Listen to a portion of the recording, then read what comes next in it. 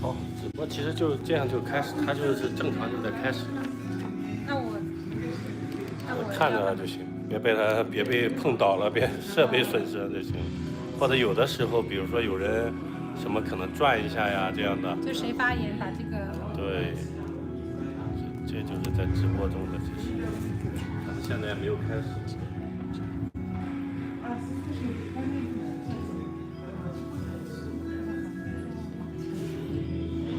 好，是那个摄像大哥。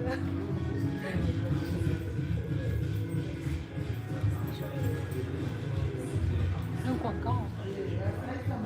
2点3开始吗？还是2点？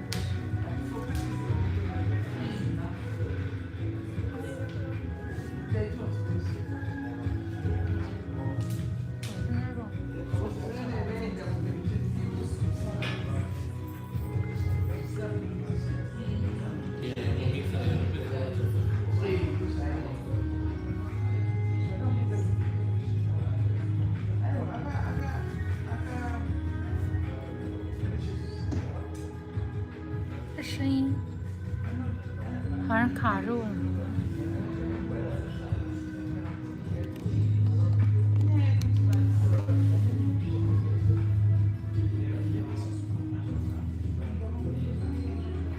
可以打开看一下有没有声音。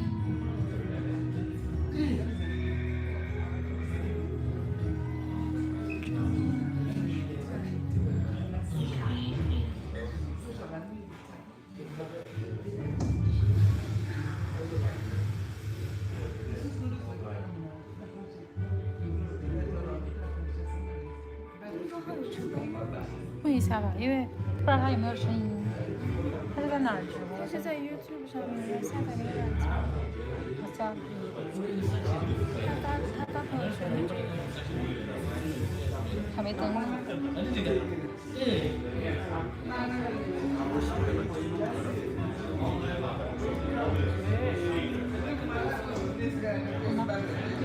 有就行。这像素感觉有点。你这里看。对吧？没有那么清晰。感觉也是。其实我的手机还是很清晰。你看那个压缩。是直播压缩画质吗？我想说。还是镜头的问题？猜。我知道了，它应该是镜头的问题。它这个是用了那种镜头膜，镜头膜一般会比较糊。应该没事吧？要不要？那我们就别主动了，因为之前我也用过那种有镜头膜的，就是会很灰。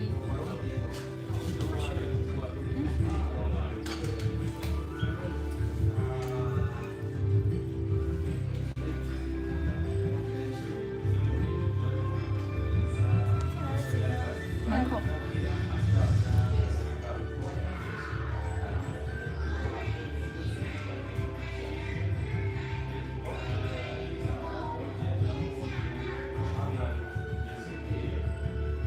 那里可以。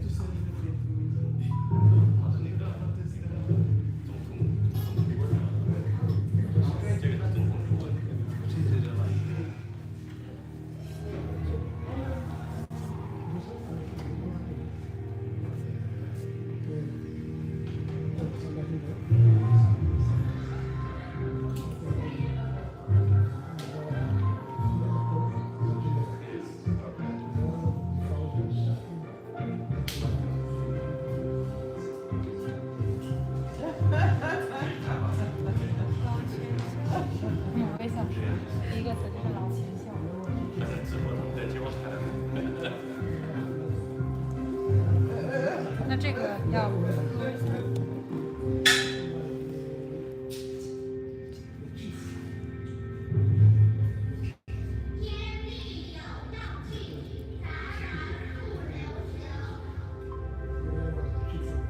看起来好想蹲下来，我也是做了可以站起来。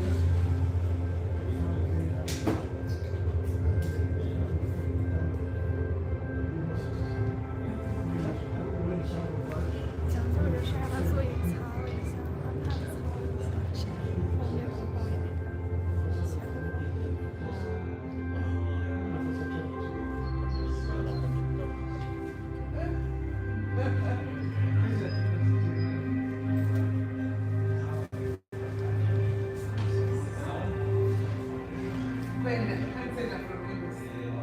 我在想，我再摇动一下这个，应该不用，少做多说多错了。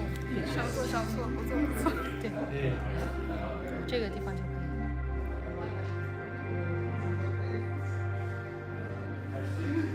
他们这个桌真的很像印度那个沙粒，还挺漂亮。因为我感觉我喜欢那种就是绕来绕去那种感觉。我手一直在出汗。我实在是热，有点热，真的。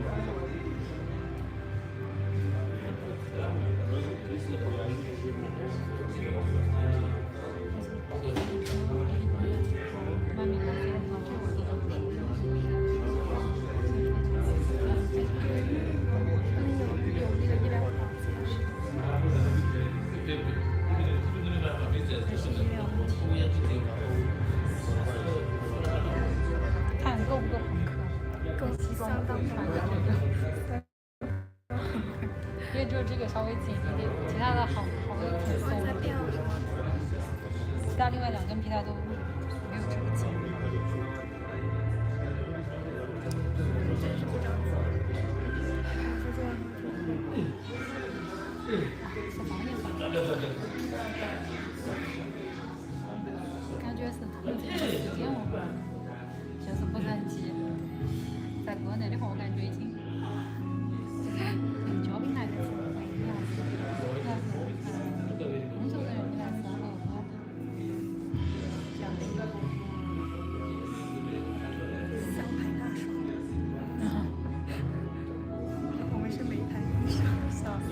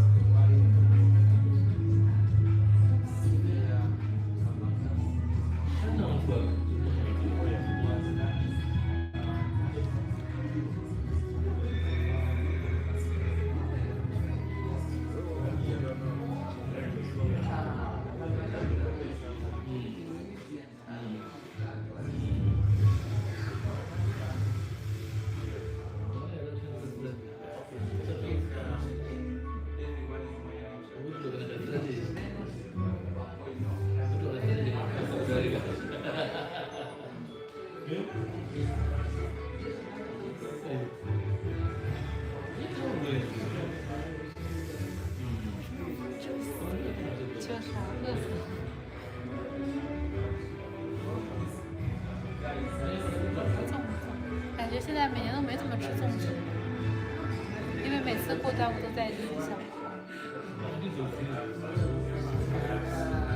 那现在这么多般都是买的，以前都是自己做。但是我自己家里做就只有那个白味儿，要不然就整个红枣的味，就那样。全是肉做，不折不扣的咸的。我先天都会。其实还是看我的习惯，比如说那种豆腐脑，我还吃，我不知道我吃的是咸还是甜的，就不怎么对。我吃是甜的，但是重庆那边吃咸的，因为我们那边对啊，就是豆花饭和他们吃的豆腐脑不一样，豆花饭是下饭吃的一口菜，但是那个豆腐脑的话感觉像小吃。感觉还是看饮食文化，从小吃的什么味道就觉得什么味道。不知道好不好吃，好吃的话自己也能接受。哦，北方的那个番茄蛋花汤是甜的啊，是吧？不好吃。还有吃过我们食堂的冷面，哇，可好吃的死了，真的特别甜。然后那个面饺子，冷面是什么呀？我只吃过烤冷面，就是一碗面条的冷面。啊，字面意义上，对，汤面是汤面，它那个面条反正是比较细的那种，有点像粉丝一样的，可能是我们不知道。烤冷面的那个面是吗？我们那边吃烤冷面不是现成的，它不会拿但是北方不是说就是那个不知道是那种黄黄一样的。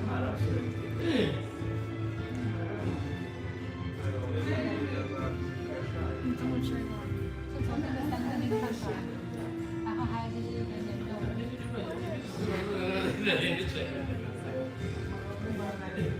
下周之后跟宝宝，我再下个周晚上去晚上就但是这个有点慢。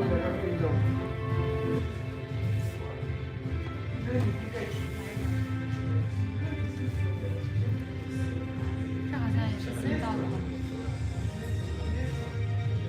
他们最低还有水。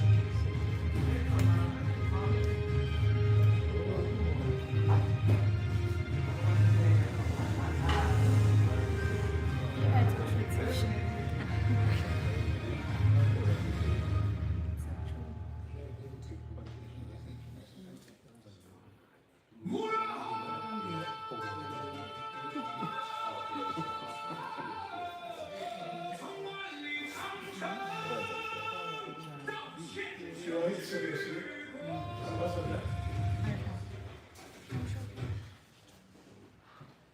Ladies and gentlemen, I'm sorry.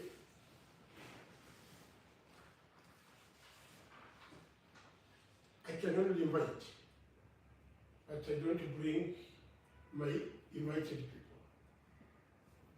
I only invite, so I don't bring them here.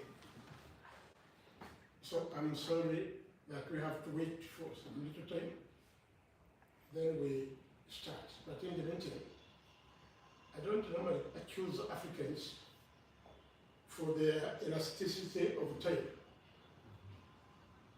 Most of us Africans, especially Rwandans, our time is not money.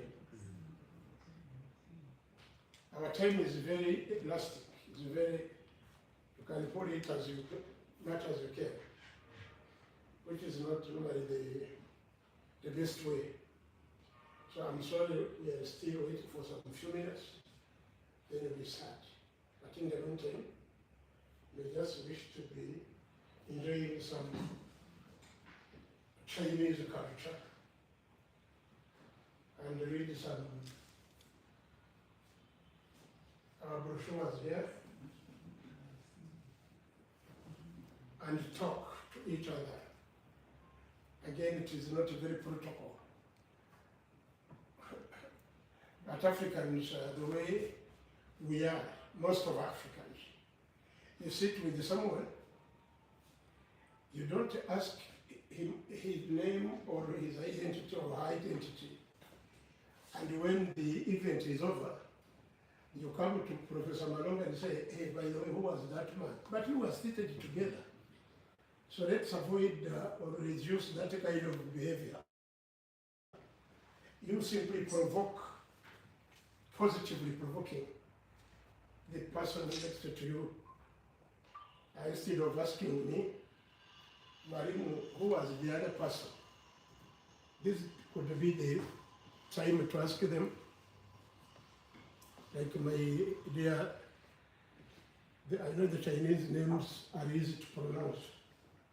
It is either Zheng or Chuan or Mao or Mao. So it is very simple. In the meantime, you can talk to them, talk to Zimbabweans. Here I'm sure there are more than one. There is a High Excellency Ambassador of Zimbabwe. If you have never been to Harare or to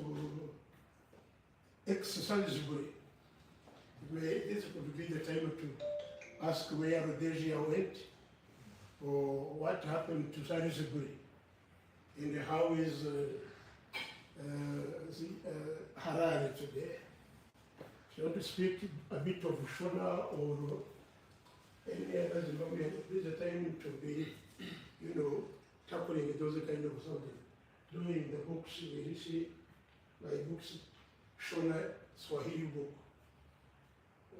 You will have time to go through it. And Swahili, Chinese, English, French, for a better and easier communication.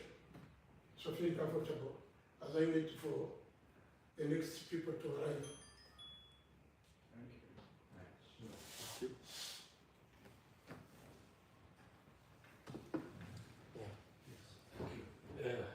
Taking this time, actually, I would like to introduce even this MV.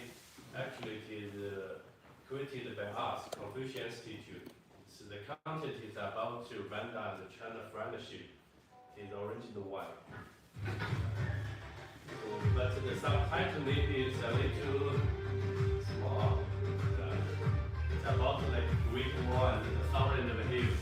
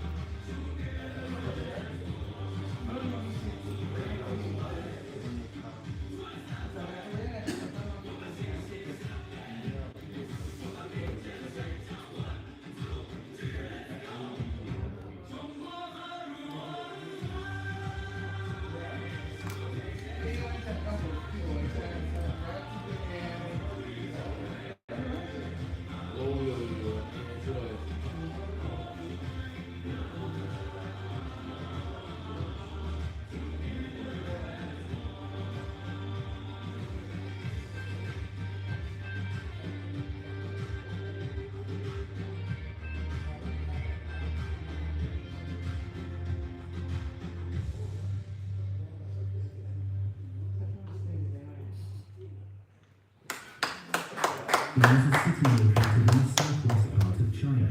This is Chongqing city. Most of you may not know Chongqing. Yeah, when we talk about China, we know Beijing, Shanghai, Guangzhou only. Now we introduce Chongqing because the Confucius Institute was cooperated by Chongqing Normal University and University of Rwanda. So we want to introduce another city to you. Chongqing is also one of the 4 autonomous, we call municipal cities under the central government, like Beijing and Shanghai. It's the biggest city in the world. It has 30 million population in the city, 31 now. And the city is similar like Rwanda, because Rwanda is called Thousand Hills, the country. And Chongqing is called a mountain city. The city has a lot of mountains and rivers. So it also called the capital of bridges because of the mountains and the rivers. So they built a lot of bridges there. It is known as the Mountain City due to its undulating terrain and high-rise buildings. The city is situated at the confluence of 2 major rivers, the Yangtze River and the Jialing River, which makes it a strategic location for transportation and commerce. As one of the largest cities in China, Chongqing has a rich history and culture. It was once the capital city of the country during the Second World War, and served as an important center for the defense against the Japanese invasion. Nowadays, the city is a bustling metropolis with a population of over 30 million people. One of the iconic landmarks in Chongqing is the Hongya Cave. It is a cluster of old buildings that have been restored and converted into a lively commercial street. It is a popular tourist attraction and a great place to experience the traditional Chongqing lifestyle. Visitors can try the famous hot pot, admire the stunning view of the Jialing River, and shop for local souvenirs. Another must-see destination is the Three Gorges Dam project. It is the largest hydroelectric dam in the world and is located in the neighboring city of Yichang. The dam plays a significant role in flood control, power generation, and navigation. The scenic area surrounding the dam is also an ideal place for hiking and sightseeing. Chongqing is also known for its spicy food. The city has a unique cuisine that is characterized by its bold and pungent flavors. The hot pot is the most famous dish in Chongqing and is loved by locals and visitors alike. The dish consists of a simmering pot of spicy soup broth that is used to cook a variety of meats, vegetables, and seafood. In conclusion, Chongqing is a vibrant and unique city that has something to offer to everyone. With its rich history, breathtaking scenery, and delicious food, it is a great place to visit and explore. Whether you are a history buff, a nature lover, or a foodie, Chongqing will surely leave you with unforgettable memories. This is another one. You might be wondering who I really am. The Marchisabel, the ancient and mysterious terracotta warriors, or beloved giant pandas. What do you think of splendid food culture and kung fu? People often associate me with these things, but I am far more than just that. The Yellow River runs its great family.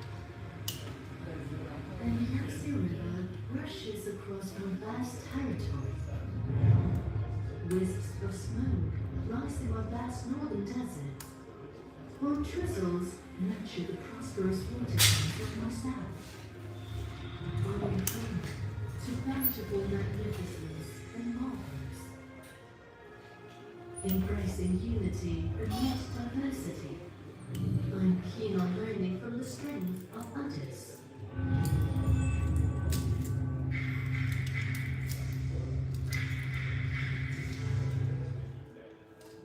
I have had my ups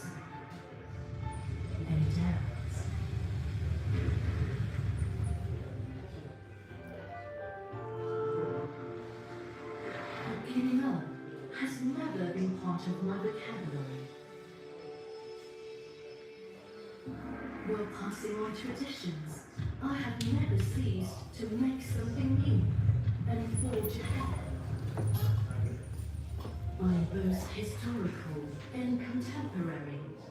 I belong both to the Chinese nation and the whole world.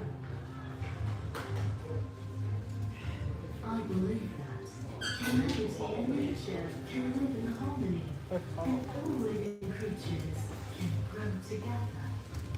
I advocate for the ceaseless pursuit of self-improvement and embracing the world with virtue. I shall hold dear the mission that the world is harmony.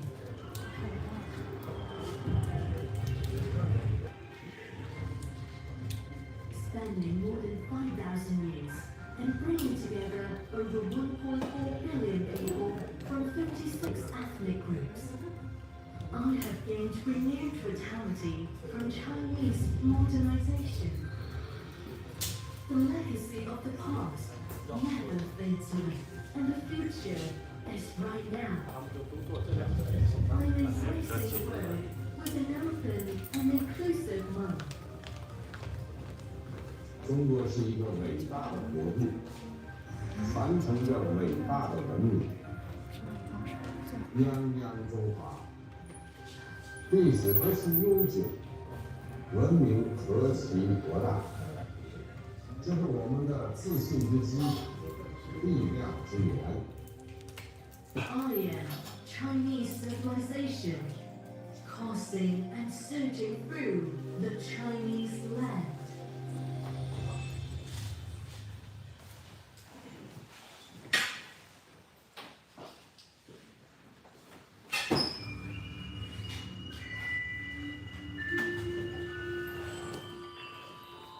You might be wondering who I really am.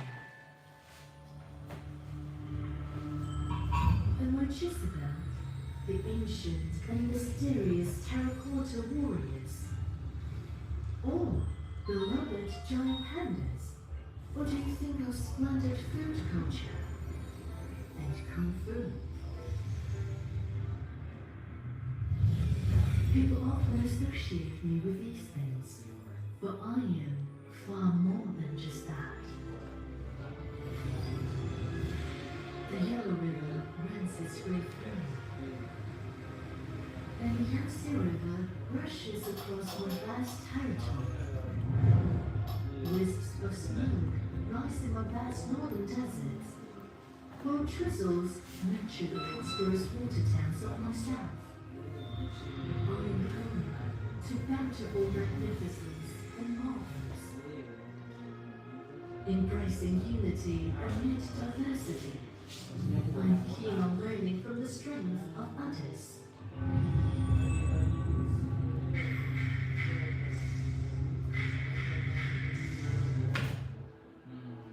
I have had my ups and downs.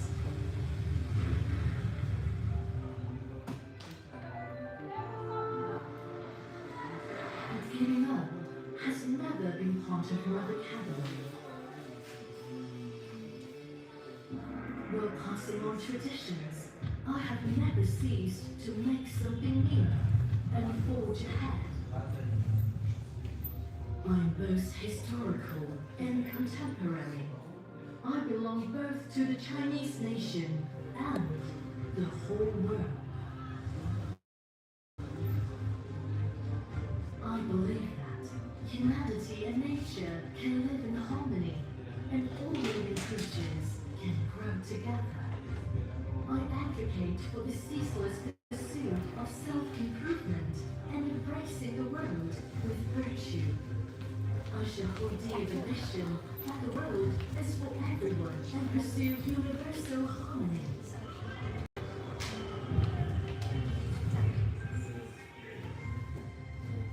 Spanning more than 5,000 years and bringing together over 1.4 billion people from 56 ethnic groups, I have gained renewed vitality from Chinese modernization. The legacy of the past never fades away, and the future is right now. I am embracing the world with an open and inclusive mind. 中国是一个伟大的国度，传承着伟大的文明。泱泱中华，历史何其悠久，文明何其博大。这是我们的自信之基，力量之源。I am Chinese civilization, coursing and surging through the Chinese land.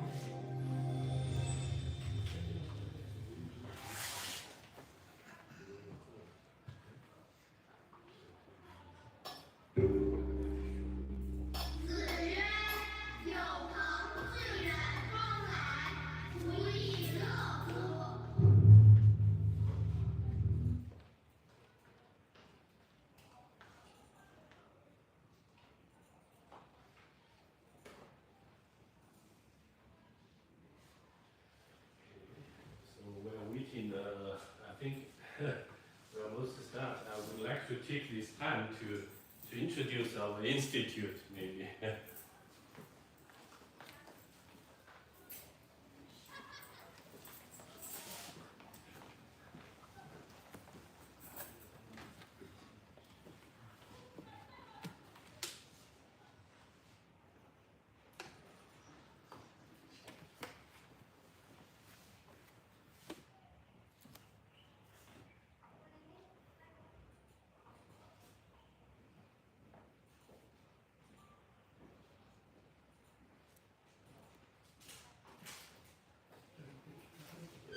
I introduced this before, our institute actually is a cooperative academic unit between Normal University and the University of Rwanda since very, very long actually. Because we started actually in 2008, very long, 2008. And officially we started the class in 2009, in April. So it's been 17 years. 17 years we are here.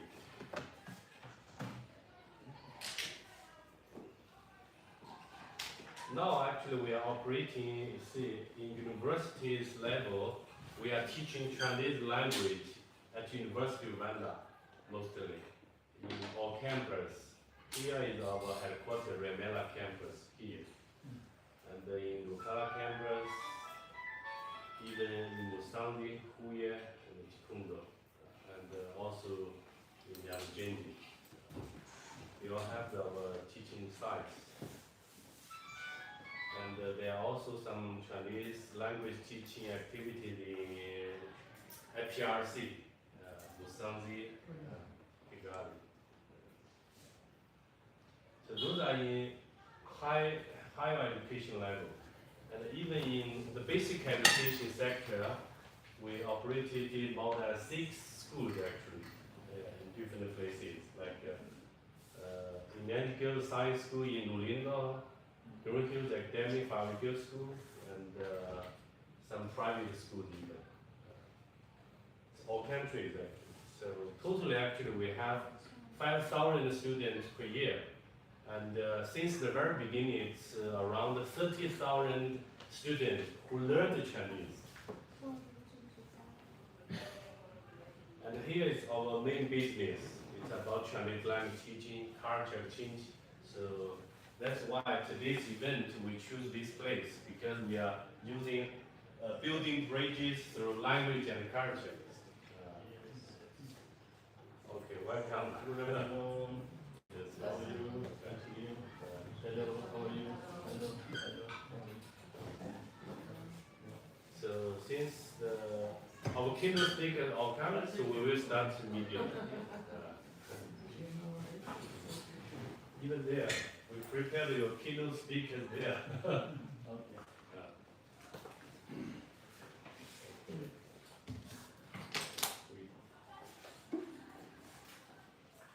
Okay, bravo. Good afternoon.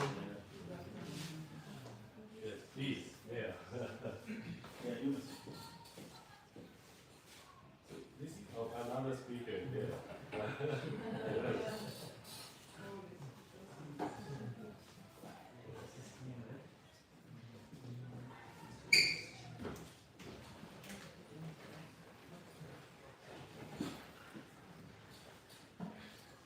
Honorable ambassadors and distinguished guests. And sorry, I think we should bring the people here. Yeah, here, you can come together. We sit together here. Thank you. Yeah. Now we are around the 30, but it's more about high quality. No problem. Yeah, we have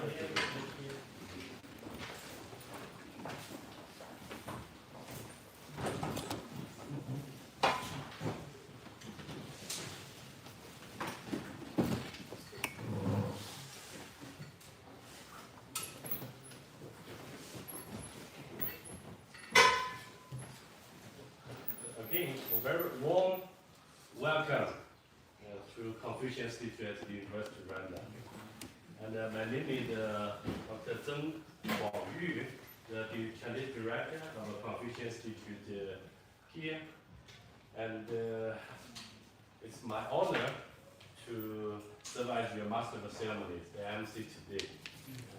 And welcome you all to the meaningful events today, the seminar on Africasia Coopration, building bridges through language and culture. And we gather here in Kigali today when the ties between Africa and Asia are expanding into new frontiers where economic partnership build the roads and the bridges of infrastructures, and it is the language and the culture that pave the true friendship and the path of a mature understanding of the friendships. So the Confucius Institute at University of Rwanda and Africasia Becos Initiative have co-organized this seminar to prove the platform for dialogue. So our goal today is simple, to explore how language learning and the culture diplomacy and academic theories can help to co-create the peaceful, the prosperous, and the interconnected global community. So before we begin our academic program, please allow me to formally introduce our distinguished keynote speakers and the guests joining us today. So first, we are deeply honored to have His Excellency Ambassador Naeem Khan, the Ambassador of Pakistan to Rwanda, Burundi, and Angola. Yes. And we are equally privileged to welcome Her Excellency Prof. Chati from the Ambassador of Zimbabwe to Rwanda. Your Excellency, welcome. And we are also joined by Dr. Isamera Buchnan, you know, the scholar on the international relations expert. Welcome, doctor. And also of the founder of Africasia Becos Initiative, the Secretary General Prof. Malunga Pacific, and Dr. Ndahiro, also the founder of Asia. Okay, so without further ado, let us move directly into our first keynote speaker's address. Okay, so it's my honor to the moderator. Oh, okay, so you will introduce, please. Yeah. So, Thank you so much. Good afternoon, everyone. My name is Ojidia. I am privileged to be the moderator for today, and also working closely with Professor Malunga on a platform called Rwanda, which is a Rwanda-based platform that brings together all the partners that have contributed to foundational language strategy of government of Rwanda. So I'm privileged to be part of this team and also to be the moderator. Without Matthew, I think I can now welcome the next speaker, who is our His Excellency Ambassador never heard. I don't know whether it's Naim Khan. Naim Khan. Naim blessing. Oh. Khan elite. Oh.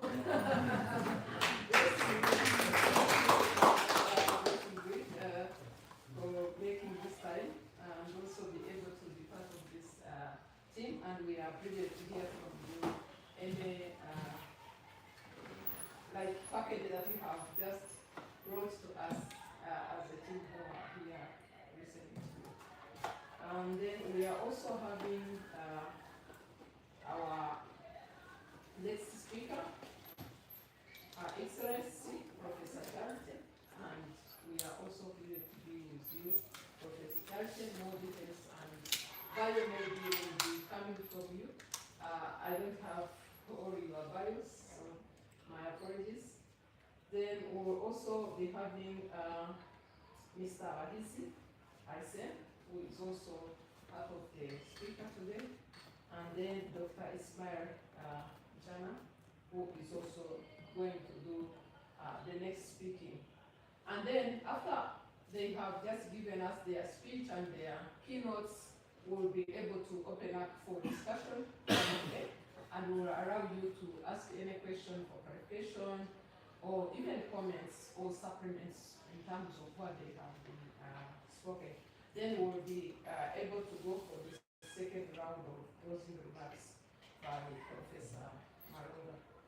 Then we'll also hear from SG and the founder of ADI, and we'll get the final way of closing our day, and just be able to move forward. So without taking much ado, I will just welcome our speakers to go ahead and give us the package that they have brought for us. Thank you.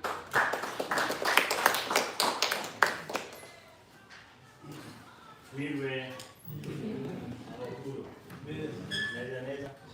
Bravo neza. Murakoze cyane kuza. Ndikora Naim Khan. Thank you so much. Merci beaucoup. Ni hao. Shukriya. We have a vision. We have a vision. We have a dream. And it is a vision, it is not reality, yet we have to realize it through mission, objectives, strategy, and action. What is the vision? What is the dream? To make Africa, Asia, and later on Latin America, South America, like Europe and North America. This is the dream and this is the vision. It's a dream. Why Africans, Asians, Latin Americans, South Americans, they go to Europe and North America for better life, for career, for money, for jobs, for business, for industries. Why not Africa, Asia? They have their own Europe, their own North America. Why people are selling their houses, their cows, their goats, their fields, their everything, and they want to go there and broken boats, and even they die on the way to reach there. Why? What is the reason? Are we lesser human beings? Don't we have brain? Don't we have eyes? Don't we have resources? Don't we have any earth, any land, any people, any human brain? What is less in Asia and in Africa that the young generation especially, even everyone, if today United States or Germany or France, they announce that every African and Asian can come there, our dogs and cats will also go to the airport and go there. Why? This is a question, a philosophical, academic question that what things are less here, that the people go there.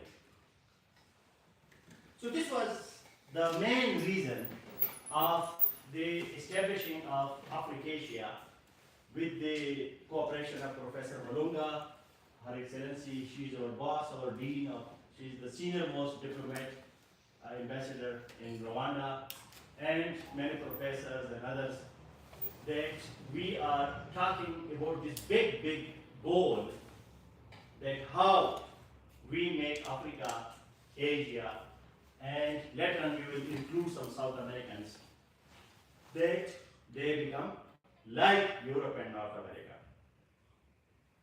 This is a matter of great concern, that why in 54 countries in Africa, Algeria says 55, and others say 54, however, why there is not a single developed country? A single developed country. We have to ask these questions. We are as old as Europe, even older, more ancient than Europe and North America, our civilizations and our cultures and our languages, our earth, our land, but not a single developed country. Only Ethiopia recently joined G20. Why in Asia we have only Japan, which is part of the G7, the group of 7 countries, the top economies of the world, and in China is now becoming the second biggest economy of the world. And we have small countries like Singapore, which is coming up. And in Africa, we have countries like Rwanda. People call it the Singapore of Africa. These are some islands of excellence that we have, but why not every country is like every European country?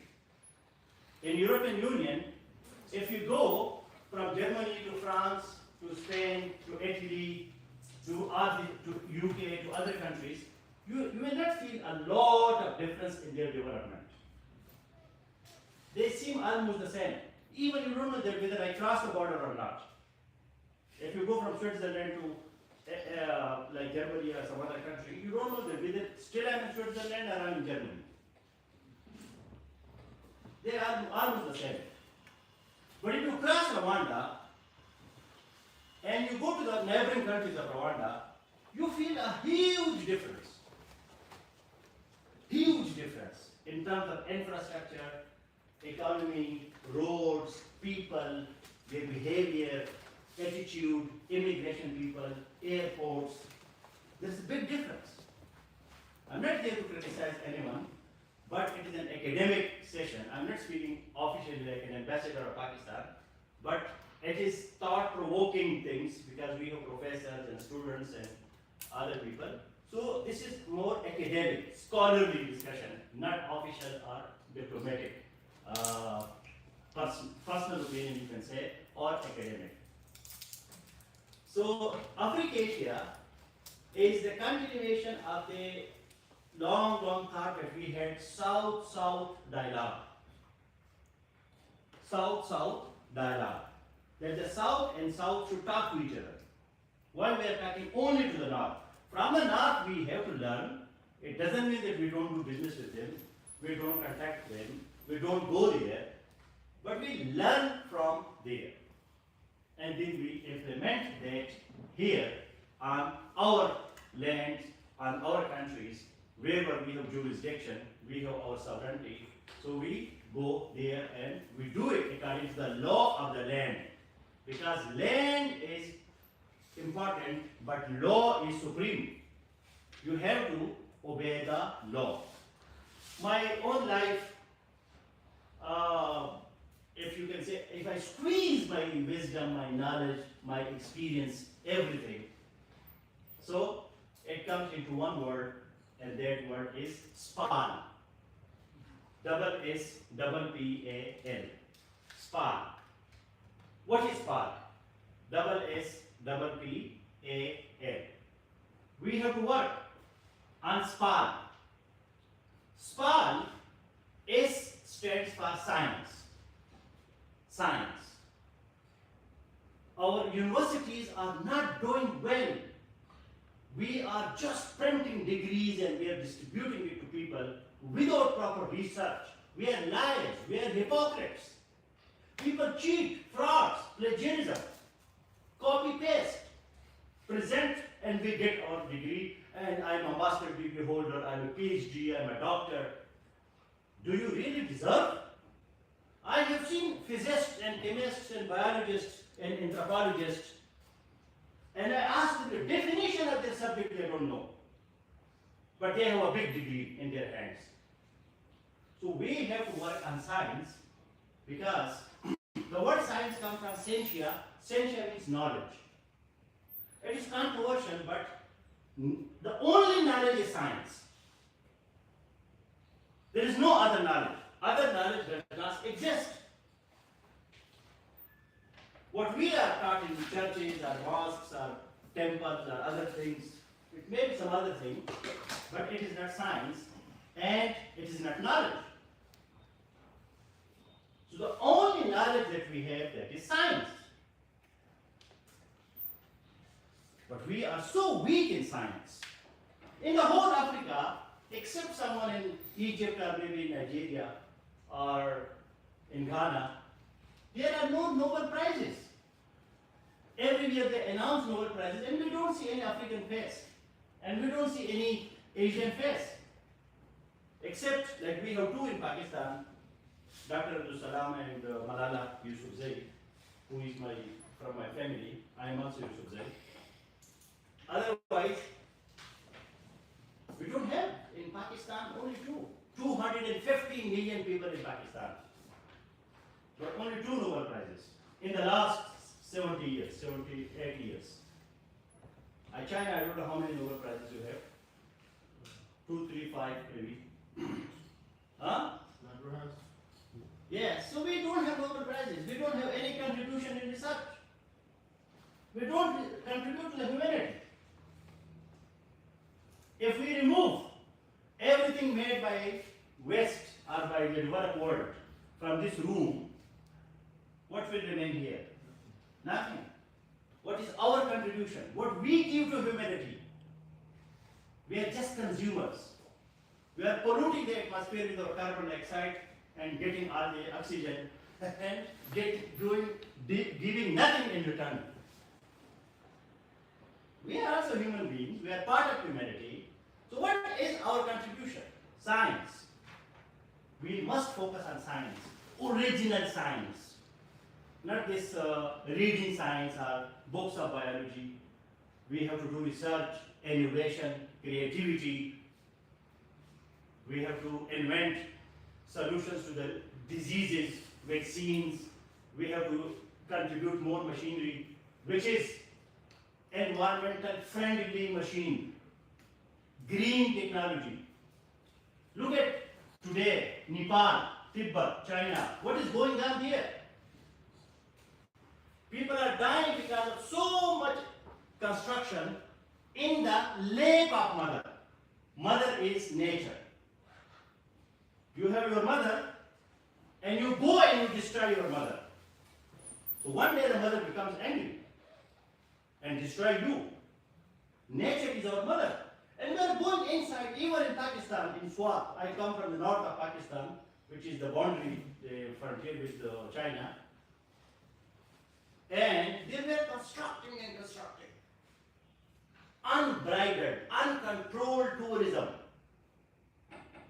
I come from a place that is called Swat, S-W-A-T. You can Google it. And it's called Switzerland of the East. Very beautiful. When I was born, it was so beautiful. But today, construction and construction.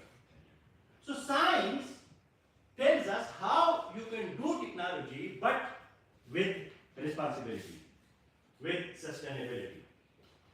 Science. Now the problem with the West, with the developed world is what? Spirituality. They became very mechanical, they become very shallow, very hollow. People are committing suicides, they don't have meaning of their life, they don't have values somehow, and they are spiritually hollow from inside. East, Africa, Asia, we have a lot of spirituality. Today you have only 10 people sitting here. You go to any church, you go to any temple, any mosque, and it is full of people there. Hundreds and thousands of people. Hallelujah, Jesus, Holy Spirit. All these things are going on a lot. Abundance of religion. So when I say SPAL, double S double P A L, science, spirituality, my spirituality is Confucianism, Buddhism, Taoism. It comes from China, from that part of the world, Pakistan. And spiritual means that you have spirit, you have soul, you have some depth inside. You are not a machine, you are not like an usual animal. Though we are Homo sapiens, in zoology we are animals, but still we are better animals, rational animals, talking animals, social animals, and spiritual animals. So we have some spirit inside us, the spirit of humanity, the spirit of kindness, compassion. It's not only power, it is not only survival of the fittest, but there is something more than our existence. So what is that more than existence? That is spirituality. And then comes philosophy. Philosophy is the study of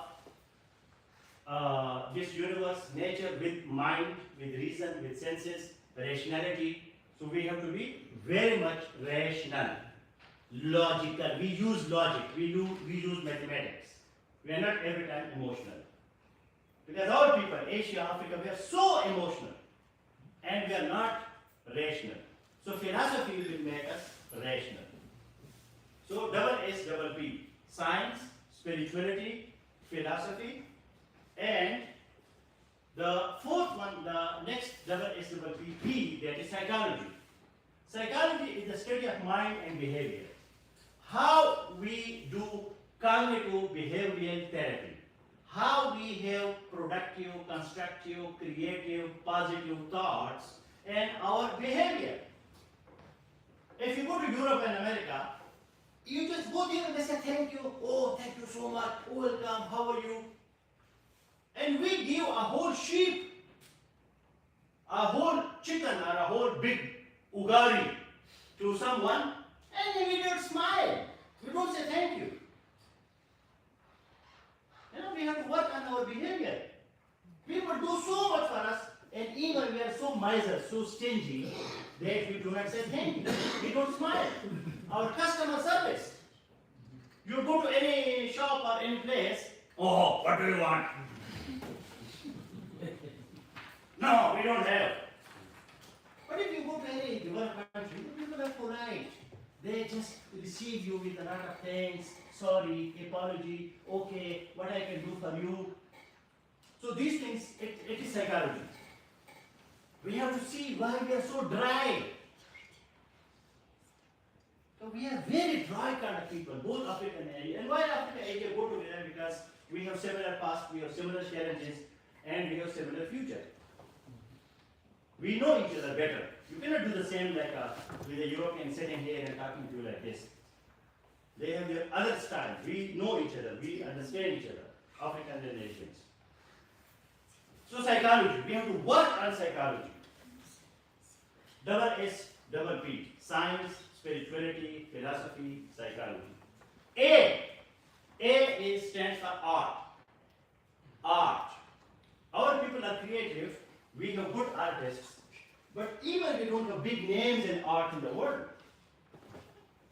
Our musicians, our dancers, our painters, you know, the people who understand aesthetic sense, the sense of beauty. So art. And this is called STEM and STREAM education system. STEM, that is science, technology, mathematics. Okay?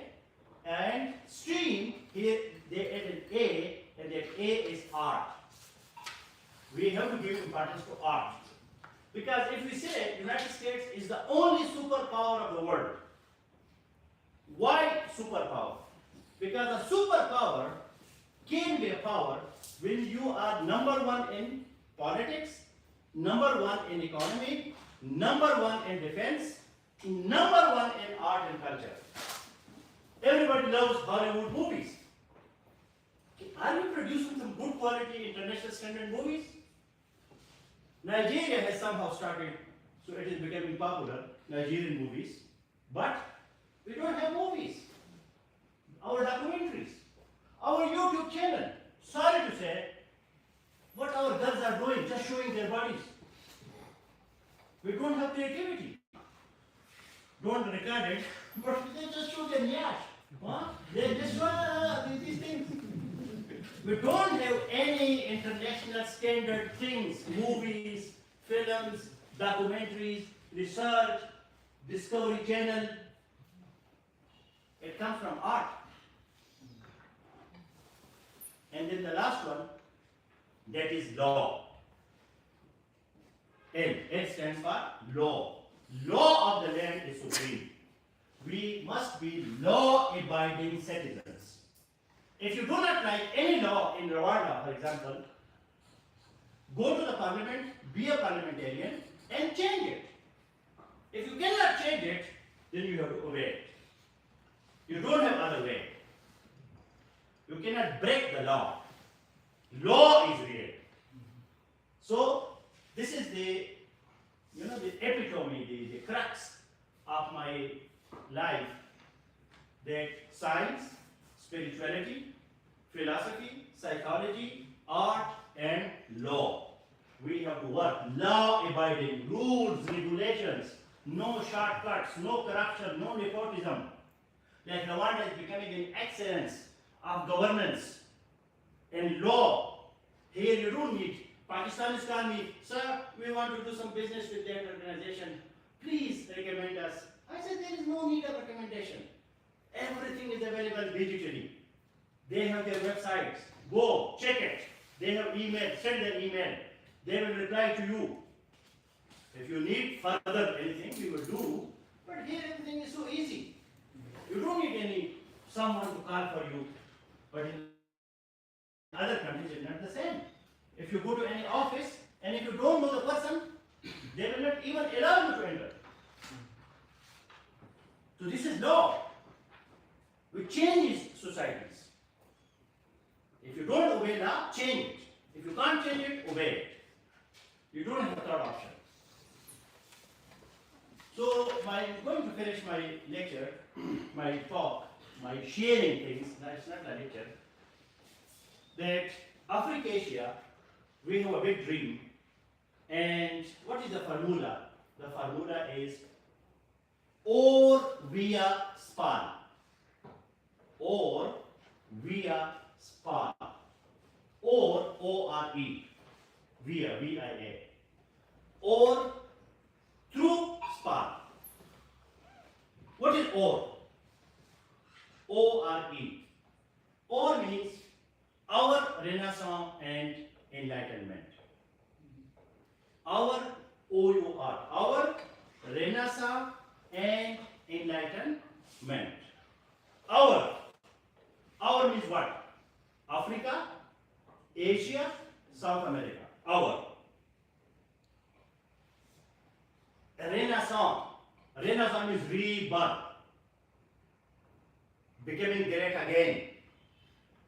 In the European context, Greeks, when people like Thales and Zeno and Socrates and Plato and Aristotle, Stoics, when these people, they gave knowledge to the world, and that knowledge they got from Africa.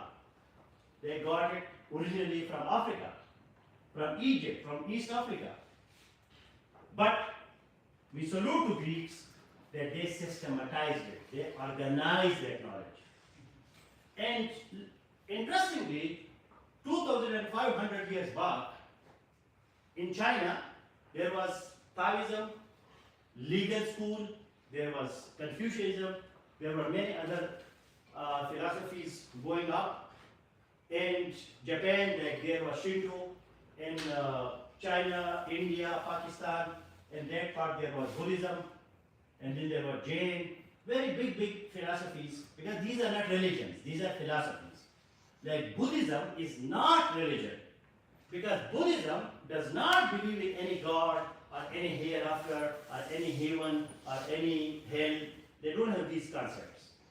They live in right now, that human is suffering, and how we can get rid of this suffering. Buddhism is psychology, it is philosophy, it is not religion. You do not need to convert to Buddhism. There is no need. You can be a Christian, you can be a Muslim, and you can be an atheist, you can be a communist, you can be a capitalist, and you can be a Buddhist also. As a biologist, I am a biologist, I can be a biologist, and I can be a Christian also. Similarly, you can be Buddhism is following a philosophy. So these things were there in the East. Top wise people were there.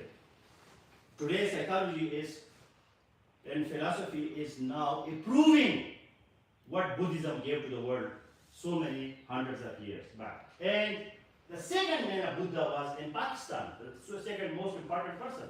Because in Pakistan we have a river that is called Indus. It comes from China, from the north, and it goes to the south of Pakistan. And the word India comes from Indus. And Indus, it is in Pakistan. So you can say that Pakistan is Western India, geographically or technically. So that part of the world was very rich. Similarly, in Africa, there were Hammurabi, Hammurabi, I think he was in the Middle East, but there were many big people here. If you go to Nigeria, and if you explore your roots, Africans, they were very much connected to nature. Trees, rivers, hills, mountains, fields, cows, animals. It was their God. It was their everything. And somebody came from Europe, gave us a book, or some Arabs came and gave us a book, and told us that read this book, pray to God, and your problem will be solved, and took all the resources from us. But this was a direct civilization, this African continent. If you go to the Bach history, even today, Africa is, if you go back before the colonial period or the Christian Muslim period, if you go back, you will see a lot of things. Because they were very close to nature. Somebody took us away from nature and made us supernatural. And we are waiting for someone to come and solve our problems. So O-R-E, our Renaissance and Enlightenment means that in Europe, there were Greeks, they were highly enlightened. Enlightenment means light. And then came Pope and Church and these things. So for 1500 years, Europe was in dark ages. Dark ages. And then humanism started. Humanism means human is the problem and human is the solution. And people like Hegel and Nietzsche and Machiavelli and Hobbes and Hume, all these philosophers and thinkers, they awakened the people again. Look, you can solve your own problem yourself. Use your brain. Don't wait that somebody from the sky will come and solve your problems. You are the problem and you are the solution. This is called humanism. And this thought is Renaissance. Renaissance means going back to Greeks. What the Greeks were telling us. So, like in Africa, if you go back to the roots of Africa, that will be the Renaissance of Africa. And enlightenment, light. Darkness finished, ignorance finished, knowledge came, philosophy came, science came, technology came, and that's why we see today's Europe and North America. So finally, or via span. Our Renaissance and Enlightenment through science, spirituality, philosophy, psychology, art, and law. This is a dream, this is a vision. Rwanda is working on it. I am so happy here. You see, if you go to any European country and you go around Kigali, you may not feel a lot of difference. There are still challenges if you go to the rural areas, but in many African countries, there are so many challenges. In Pakistan, we have so many challenges. Everywhere there are challenges. So how we can resolve these challenges? SPAR is the formula: science, spirituality, philosophy, psychology, art, and law. We have to focus on these fields. We have to produce original thinkers, original researchers, original scientists, and then we will be getting the respect of the world, and then the people will love us, they will respect us, and people will come to Africa for their jobs, for their careers, and then we will be not like beggars going there and telling them, please give me some donation or give me something. So Africasia needs your support, the support of money, the support of knowledge, the support of technology. I am so much thankful to the Confucius Institute for arranging this event, from bringing us together. The next event will be arranged by us in Pakistan, and this journey will continue. Maybe in our lives or the lives of our coming generations, we will see Africa and Asia like Europe and North America. Thank you so much. More round of applause to His Excellency Ambassador. Thank you so much, Honorable Ambassador, for giving us all those introductions and also giving us the case of Africa and the Asia continents around our SSPN. SPAN. Double S-double-P-A-N. Yes. I think you have just given the introduction, and we will note down if you have any question later after all the presenters are done. So this moment, let us welcome the next speaker,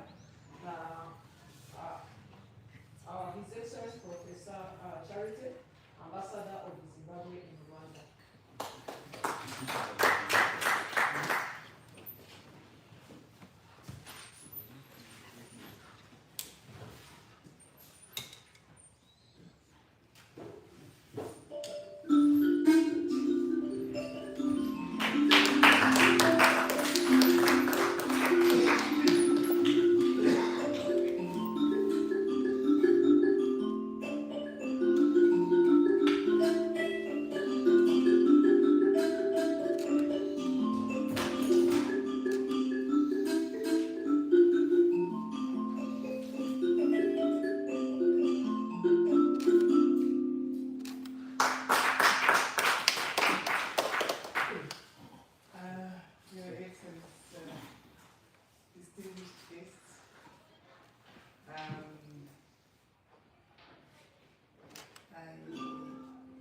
Very grateful to be here this afternoon, and just to say what I was playing is part of the cultural diplomacy. You know, my paper is on the importance of cultural diplomacy in Africa, Asia, and beyond.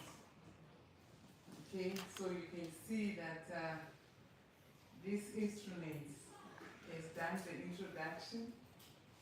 Okay, this is called Mbira in Zimbabwe.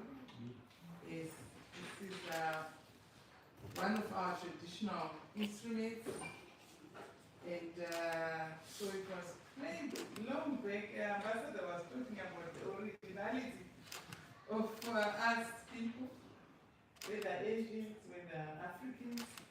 This is one of our originality. And so Mbira, anyone can learn this. It's easy. So that's the thing with our instruments. I find it easy to learn the traditional instruments. That's why I can play the Mbira myself. I can beat the drums. Beat the drums easily because it is easy to us. And behind here is the Great Zimbabwe. If you know about Great Zimbabwe monuments in Zimbabwe, where the originality of Zimbabwe is. That's where especially as a country. I was saying we started 8th grade Zimbabwe. So if you want to visit, so this is our culture. And this afternoon, I have a task not just to look at Zimbabwe, but Africa and Asia and beyond. But I want to say that to give you a more elaborate definition of cultural diplomacy, to say that it is the use of culture, education, arts, music, dance, food, heritage, literature, fashion, and people-to-people exchanges to promote mutual understanding and strengthen relationships between societies. So I will reiterate that sharing our cultures is to make us understand each other better. It is to strengthen relationships.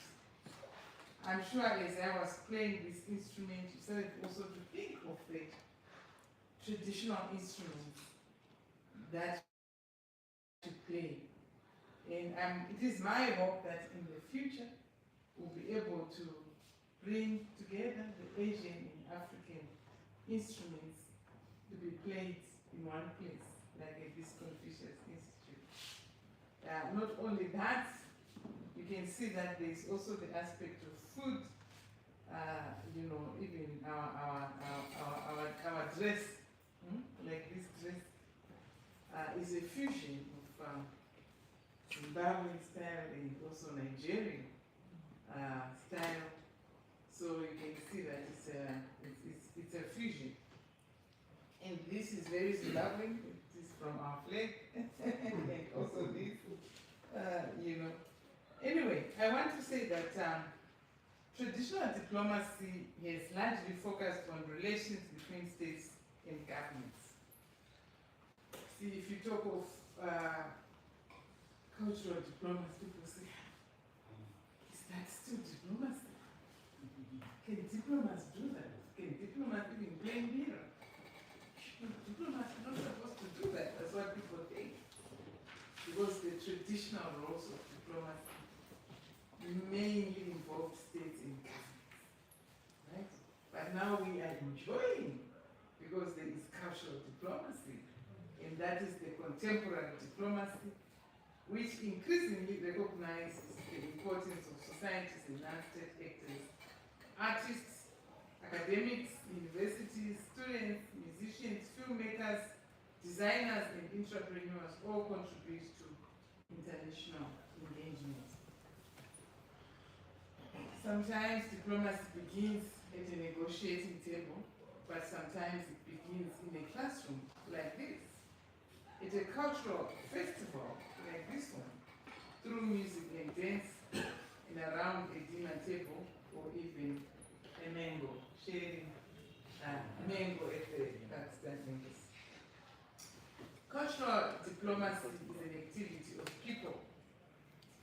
We should not think of cultural diplomacy simply as an activity of governments, embassies, or cultural institutions. It is an activity of universities, of scholars, of students, of artists, musicians, filmmakers, designers, and entrepreneurs. It happens whenever people from different cultures meet, interact, share experiences, and learn from one another. Universities as bridges between cultures.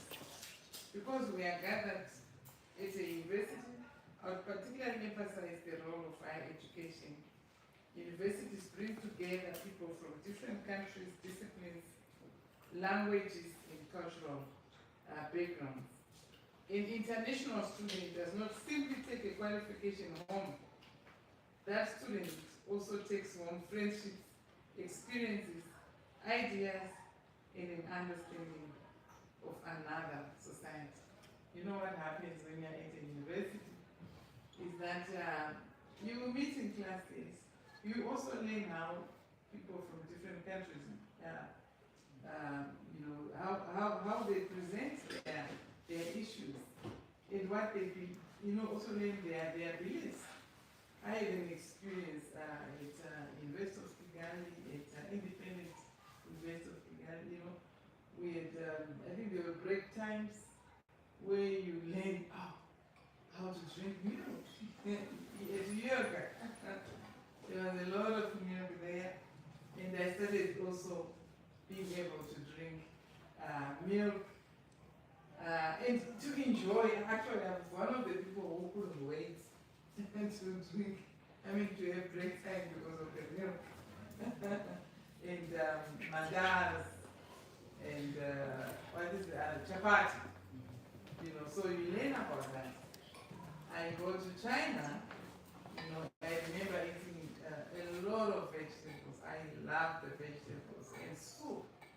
You know, soup when it was cold, yes, there was a lot of soup, but just a lot of variety of food and also sharing, you know, as a family together, as friends together. I went there to experience Chinese culture, but it was more of an exchange programs for universities, universities in Zimbabwe, in China. So we learned a lot about the Chinese cuisines, you know, and you can see the similarities, like eating bride on the, you know, buy bride meat. I love those ones. So you can see, so the sharing of cultures in university is very good, not just in universities. I'll talk about Confucius Institute, right, in Africa, and I've seen that in Zimbabwe, for example. The Confucius Institute have had to take the Chinese culture to Zimbabwean education sector, and such that our primary schools, our secondary schools, our high schools, our colleges, our universities, they actually can sing, you know, Chinese. Now I've forgotten a bit, but I used to sing that song of the flower. Jasmine flower, yes. I used to sing it myself, and I loved it so much. You know, because I've been to China. When I was a professor, I went there, I think, about 4 times. And I've written books on Sino-Africa relations. So, so yeah, that's the music, the sharing. So you imagine, I've also seen it here in Rwanda. The Rwandan students dancing to the Chinese music, and vice versa. The Chinese also coming to Rwanda to perform, you know, the Rwandan music. You know, so there is an exchange. Then things become lighter when you can perform each other's traditions. That is the importance of universities and education, actually, in relation to cultural diplomacy. It lightens the task of understanding each other.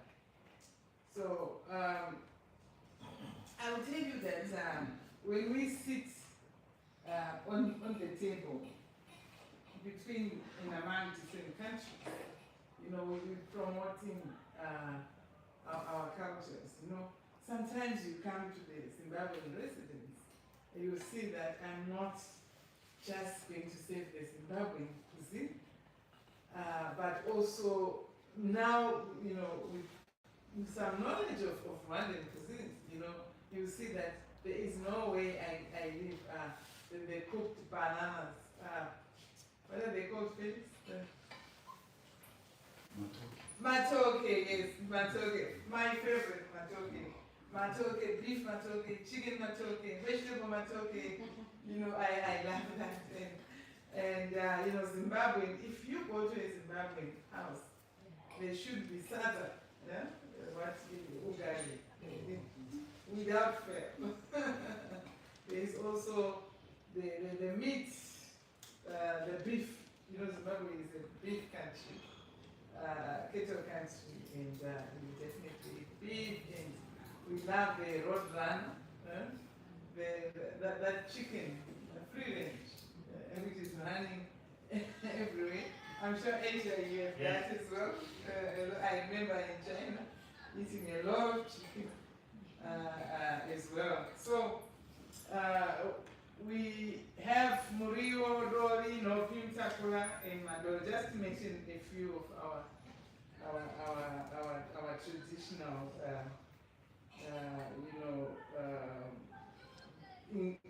some of the ingredients that we use, in preparing Zimbabwean dishes. But this sharing of meals, results in cultural exchange. I think just, was it last month when we had the Chinese embassy,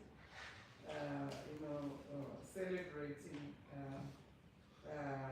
China's victory there. We were eating delicious, very delicious Chinese meals. It was at Marriott's. But I think the food was really cooked by the Chinese chefs. But what happens in that is that, because it's being served at Marriott, so there is an exchange in terms of how to cook this dish also with the Rwandan chefs. So you have our transfer of knowledge in this cultural diplomacy. So there are things that are happening in cultural diplomacy, issues of transfer of knowledge, issues of trade. Trade, it means that now if someone loved the way the prawns from China, people appreciate the prawns or some type of fish from China, it means that they're going to import them, isn't it? And then even with Chinese restaurants here, we also have, if it is museums, for example, I know that I once went to Shanghai, I think it was Normal University, where there was a museum for Africa. It was so exciting, the excitement was amazing, just to be able to see, our artifacts from different parts of the continent being showcased in China. And many, many people were going there, the visitors, to see, even the Chinese themselves, to see the history of Africa. These are the things, the origination. So you, in the middle of globalization, we are then able to see, okay, this is where the Africans came from, this is their history, but it is good also when it is being appreciated by other countries, when they make a museum for our whole continent, and they start exchanges. Because then the visits will start to say, we want to understand faith. Just like I think I was a young academic then when I started learning about China, and it prompted me to say I want to understand better. Then we had to go as professors from Zimbabwe to understand China better, and more beautiful things come out of that, the publications that I'm talking about, because you become more confident when you visit each other. So cultural diplomacy, yeah. I remember back then I used to go to the Chinese embassy in Zimbabwe, and we have fun, enjoying the food. But look at it now, the things that happened is that I then went to China several times to understand the trade issues, and even to start writing about Sino-Africa trade. It was coming from the confidence of exchange. So small things, even sculpture. Zimbabwe, we have a lot of sculpture, and we exhibit, right? And depicting our livelihoods, whether mother, child, the families, the peace that exists in the families, you know, the lots of agriculture that we do, the activities. So you can see a mother with a hoe, you know, that is doing our cultural activities. So agriculture to us, Africa, is not just for trading. It is a livelihood, but it is our culture. Right? So when someone is studying agriculture, the moment then that they are trying to present that paper in another country, that is cultural diplomacy, because they are already talking about the livelihoods of an African people and sharing with other countries. Storytelling is one other story, one other part of cultural diplomacy. You know, I remember that when we were young children, we would gather up, you know, in a hut, in a house, and we have our grandmothers, our grandfathers tell us the traditional stories, where we came from. But that storytelling is very cultural to most African countries. So it is very important. But when you go to, I'll refer to China because this is a place where I went. You know, they will tell you about their cultural stories too, and they do the same, passing on information, knowledge sharing from generation to generation. Why?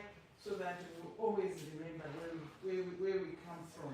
But also to say, let's check, like when the Chinese first visited Great Zimbabwe, you know, way back around the 15th century, you know, when they started to discover, to trade, even with the traditional goods, they were trading. But relations start from a very nucleus place until we have the whole state called Zimbabwe now relating in a very more than comprehensive way with countries such as China.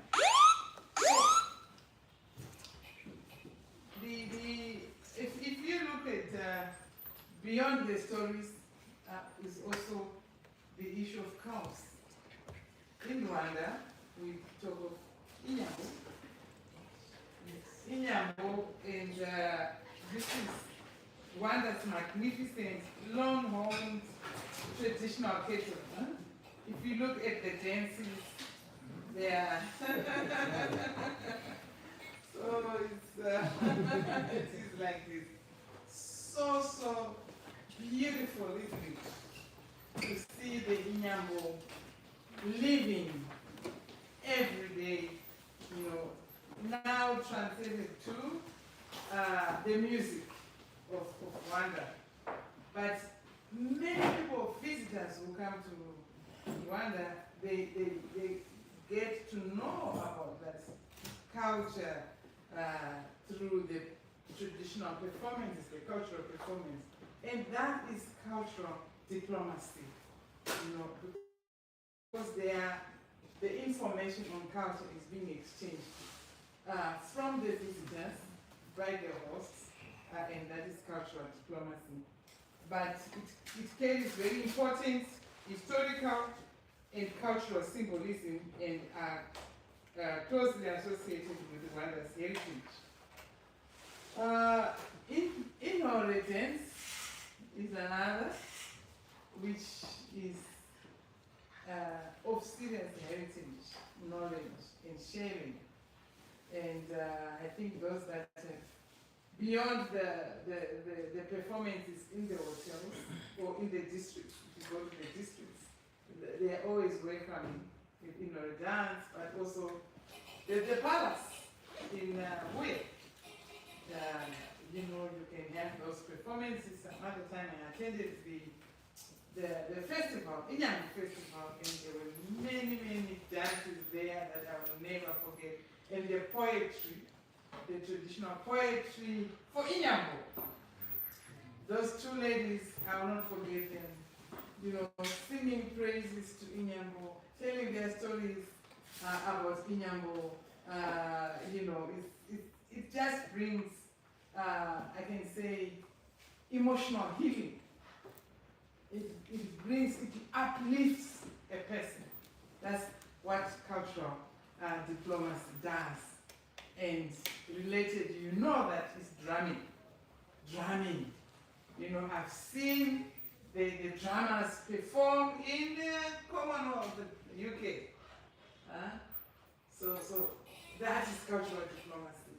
Moving of the performance from here to take it to the Commonwealth. Those are many countries in the Commonwealth, but also in UK, for UK to experience, you know, the dance and the drumming. I've also seen the designers, talk of fashion. The designers from Rwanda recently, as you may be aware, visited UK, showcasing their made in Rwanda, and also making contacts through cultural diplomacy in UK. And that is very good, because then we begin to know. And recently I went to that place where we visited that girl, the warrior. The lady, yes, the warrior, what's her name? The warrior. Okay, so there's a designer in Davak. There's a designer in Rwanda, a lady who decided to make the world know about Indabag. Indabaga?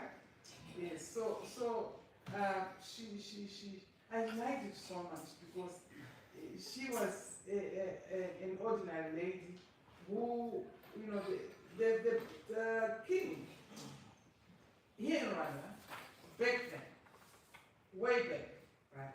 So the king wanted just the male fighters, as you know, but they didn't have the male fighters in their family. So she started training, and then she became strong, and she sneaked in for their family. So that's the resilience of women, determination, and she became a fighter there, you know. So when Rwanda goes in equality, you see it's coming from very far with gender equality. You know, it's coming from very far, from the traditions. I think that's why it is growing and it is staying. And, you know, so I really admired that fashion designer because of the history, linking their history and designing. And that is cultural diplomacy. You know, that is cultural diplomacy. The filmmaker, you know, talking about the genocide against the Tutsi, you know, through art. That is cultural diplomacy. It's a never again story in Rwanda of the genocide against the Tutsi, but it has to be told so that it is a never again. But when the young people make film, make art, it is greatly appreciated. That is cultural diplomacy. I know that I have examples of Pakistan, Pakistan's embassy, the mango. You know, they had the mango festival. We went there, we shared mango. I mean, the recipes for mangoes, I couldn't believe it. And just to be having mango from Pakistan in Rwanda was just so exciting, you know, to share a fruit from Pakistan. That is cultural diplomacy. We're gathered there, you know, people from Rwanda, ambassadors, and so forth. You know, that is cultural diplomacy. There was Yoga International Day, another day we went also to enjoy the yoga. I mean, it's painful, but very relaxing. That was India, you know.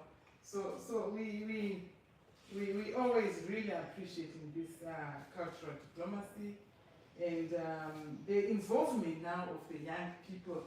They are now bringing digitizing the performances. I think the Confucius Institute did that. You know, we're seeing how the Great Wall. I was so excited to see the Great Wall. I was at the Great Wall. Every time I visit China, I cannot miss going to the Great Wall. The power of China, the power of the Chinese people, you know, to build strong walls which have, you know, existed over so many years, you know, and no wonder why we have those great cities, because construction is exceptional diplomacy. So when you show it here, it inspires. It inspires us, the African states. It inspires Asia.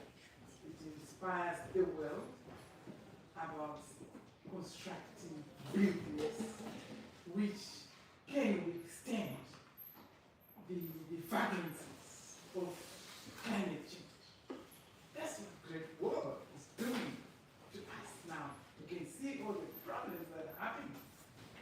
The buildings collapsing because of problems, you know, with climate change.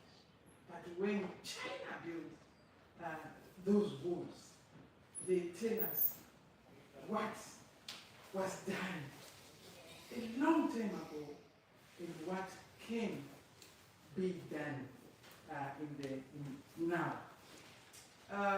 So you can see that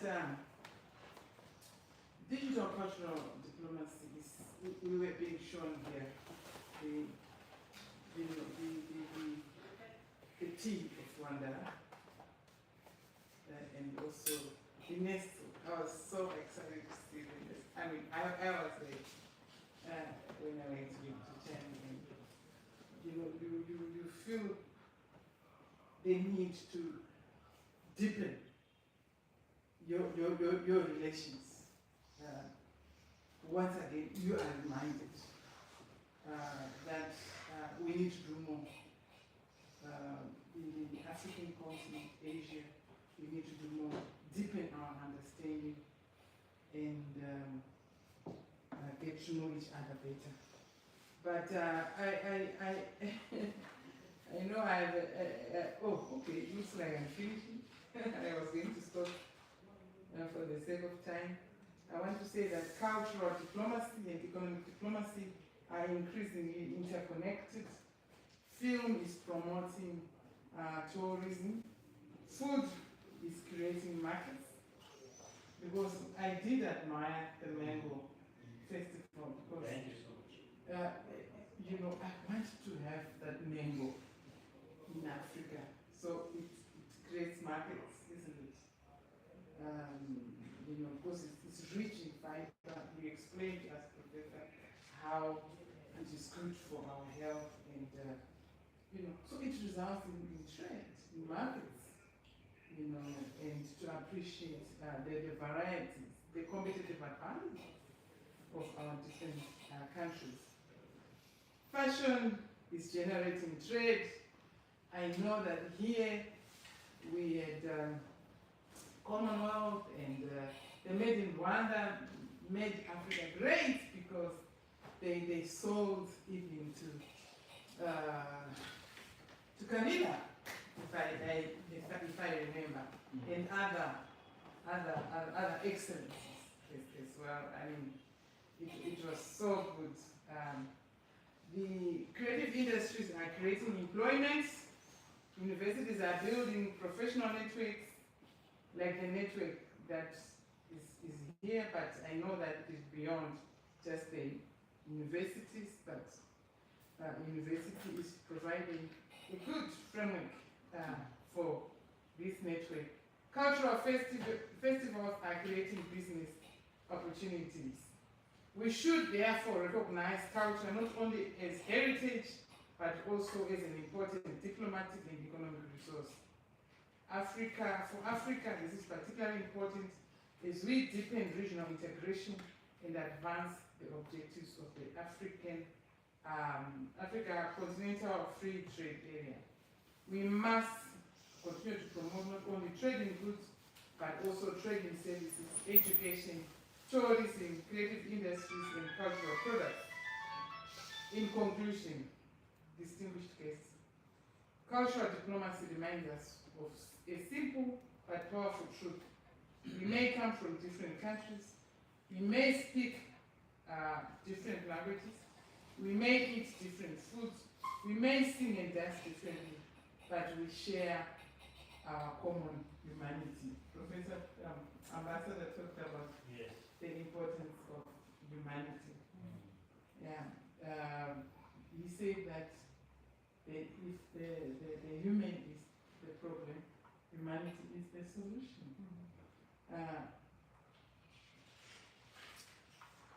Okay, and I'm just trying to skip a lot so that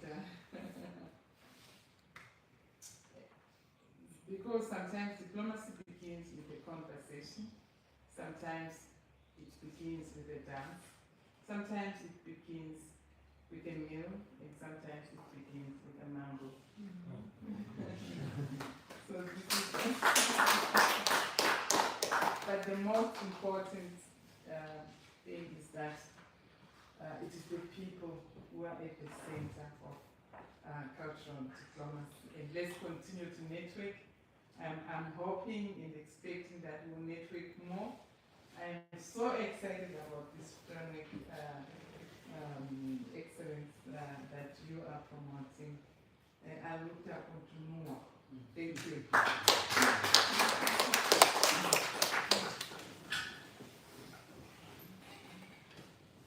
Thank you, Your Excellency, Prof. Charity. Actually, I still remember the Chair Mao sidewise sentence. What is diplomacy? Diplomacy is make friends more, make enemies less. Only this. So what is culture diplomacy? So we make friends through culture.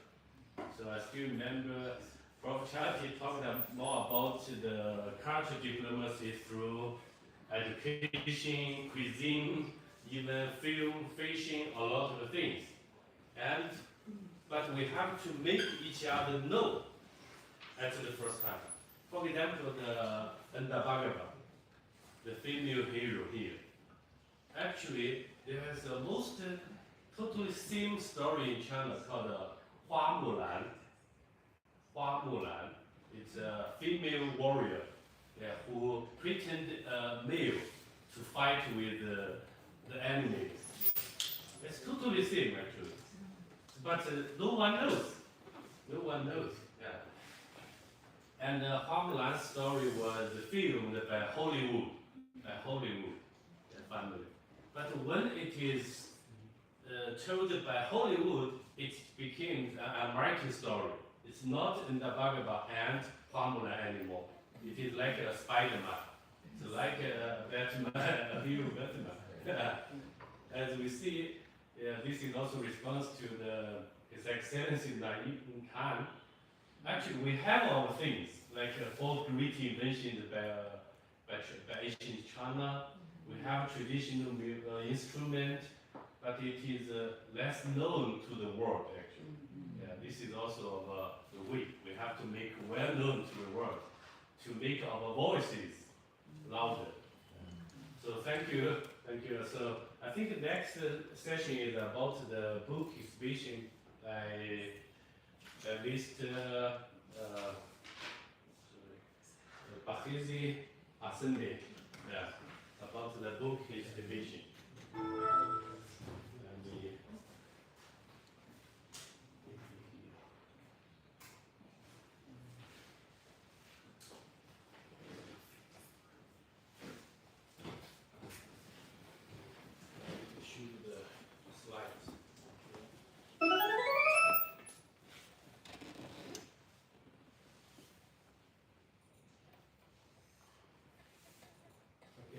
Thank you. Thank you, everyone. Honorables, excellencies, professors, distinguished guests, colleagues, and everyone. Good afternoon again. Okay. I'm here to present about book exhibitions as we talk about cultural diplomacy. We also include about books that were written on both sides, Asia and Africa, mainly China and some countries in Africa who speaks Kiswahili, Kinyarwanda, English, and French. Because as you can see here, this is a QR code that will direct you to the website where books are hosted. You can scan it and can visit the site. Mainly books that were written, we have Kiswahili, English, and Chinese, Kinyarwanda, Kiswahili, and English, Kinyarwanda, Chinese, and English. We also have language and tourism. It combines all 4 languages, Kinyarwanda, Kiswahili, Chinese, and French. And we also have Kinyarwanda, Kiswahili, English, and Shona, but it's still under publication. It's not yet out. We also have tourism, Chinese in Rwanda. It combines tourism, diplomacy of Rwanda, and Chinese. We also have Chinese and Kinyarwanda only. Those are the books that were written and compiled by Confucius Institute, both in Chinese and Kinyarwanda, or Chinese and English. These books represent more than language learning. They represent knowledge, culture, communication, and friendship, because it were written by both sides, from China, Rwanda, countries that speak Swahili, and others. The purpose is to make it easier for people from different linguistic and cultural backgrounds to understand one another, because language is like a bridge. It can connect people from one side to another side. That's how bridge works. From people who are on the other side, they can communicate with other sides through language. As you understand, some books, they are almost like dictionary, which can help people from China to study Kinyarwanda, to study Kiswahili, and people from Africa to study Chinese. When you visit that link, you will find those books and you can read them. They're helpful. Because like when you give someone a book, you give them an opportunity to learn. You can learn many things apart from even diplomacy. You can also study other things that can help you for learning and get opportunities. When you learn another language, we open a door to another culture, and when you understand another culture, we create strong relationships. Because as we understand Chinese people and Rwandan people, after understanding each other, they can create a relationship. Let's continue to use books, languages, and culture as bridges between Africa and Asia. Once again, I thank recognizers, distinguished guests, and everyone who is here, professors who took their time to write those books, and everyone who is here. What I can conclude by saying that a book is a gift, knowledge is a gift, language is a bridge.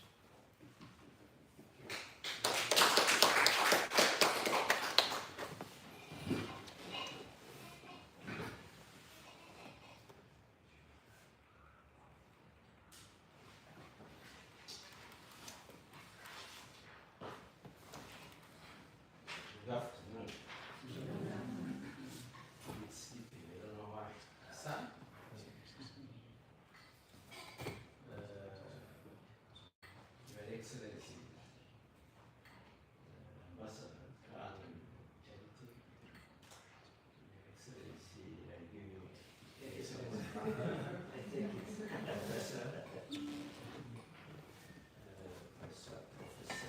Malonga, the prime mover, and then our host and part of the movement, everybody represented by the professor here.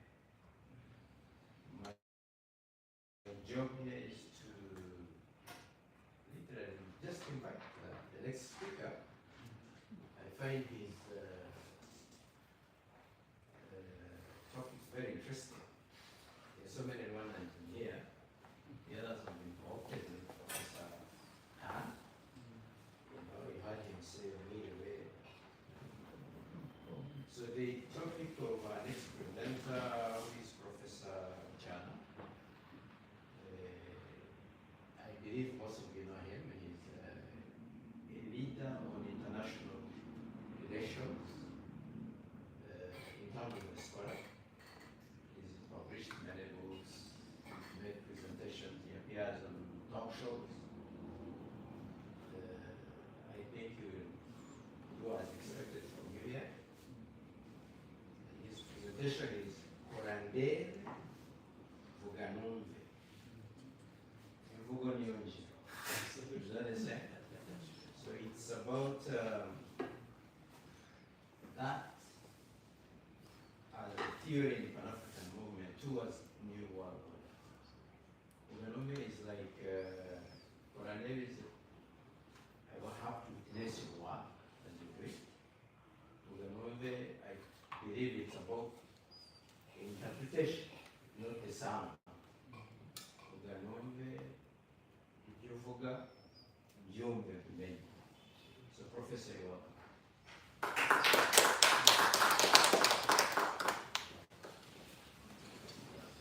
Thank you so much for the good afternoon.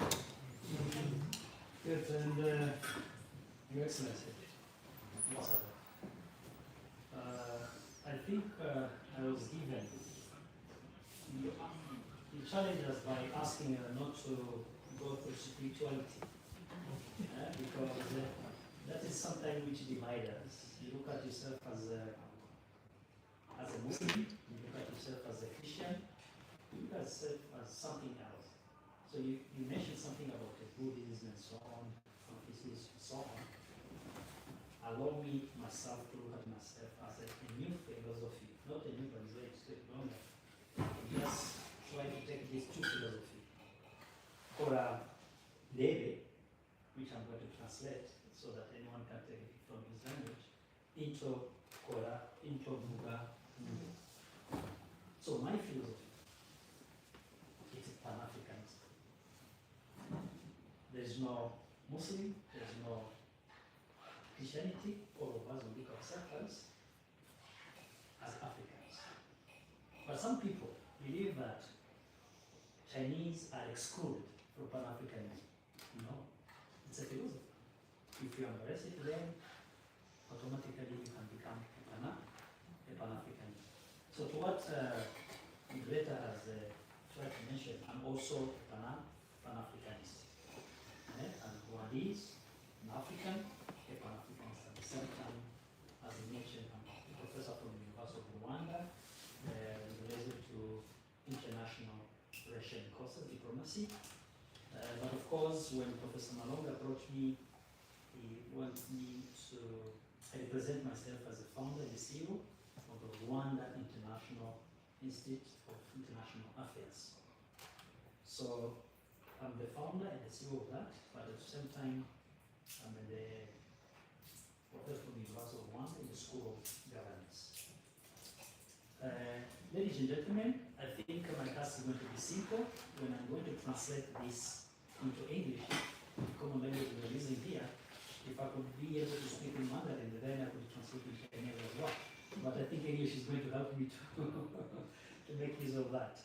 So, my introduction before I start with explaining what is Kora Ndebe and Vuganumve, I will say that today our generation, we stand with what we call it a crossroad between Kora Ndebe and Vuga Numve. So what is Vuga Numve? I think you have tried to maybe to meet us in Kinyarwanda and explain us more of that. People could not maybe understand what is Miliwe, Muraho, but when it comes to Vuga Numve as a Kinyarwanda, I try to literally translate as speak so that I may hear you. Are we together? Speak so that I can hear what you're talking about. And of course, this, when it comes to intergeneration, this has been what I call operating system of post-colonial when it comes to the African diplomacy. We used to talk a lot. We're still even talking. Are we together? And people have heard even what we're talking about, but there's something which is missing. Then, Vuganumve, which means, help me, Vuganumve, then Kora, from words into actions. Are we together? That's why I have to congratulate Professor Malonga and from the Confucius and the other colleague, and Ambassador His Excellency as well, for creating this Africa-Asia Cooperative. I think you started by talking one another. But today, you are bringing us, or it was Zimbabwe, I don't know, some from China, but today we are part of Africa-Asia Cooperation. For sure it's still in pipeline, but I can guarantee that today you have launched the move from what you call it, Vuganumve, into Korandele. So what is Korandele? I think I try to translate literally as acts so that I may see. Do something, then I can see the action. So which means Korandele is a phrase which is rooted into action, something tangible. But of course, my main thesis today, Professor Malonga, of what you challenged me, as far as my topic was Korandele versus Vuganumve, theory in Pan-Africanist movement towards the new world order, I will submit to you by saying that in the new world order, eloquence is a depreciating asset. Then privilege is the only currency. Are we together? Then if you want to secure our sovereignty, our own countries, then what do you have to do? Pan-Africanism, I'm going to talk about, must be a permanent transition from what we call it dialogic diplomacy or dialogue diplomacy into a call which means Vuganumve into material agents of Kora, which means stop talking only, but do something so that you can do something. And I think with the Dean of Diplomats, Ambassador Professor Chaitan, you agree with me that we have talked a lot when it comes to Pan-Africanism. Are we together? So I think Pan-Africanism, which is a belief that people of African descent, including African diaspora, can live or have a great deal in common and should live together in unity.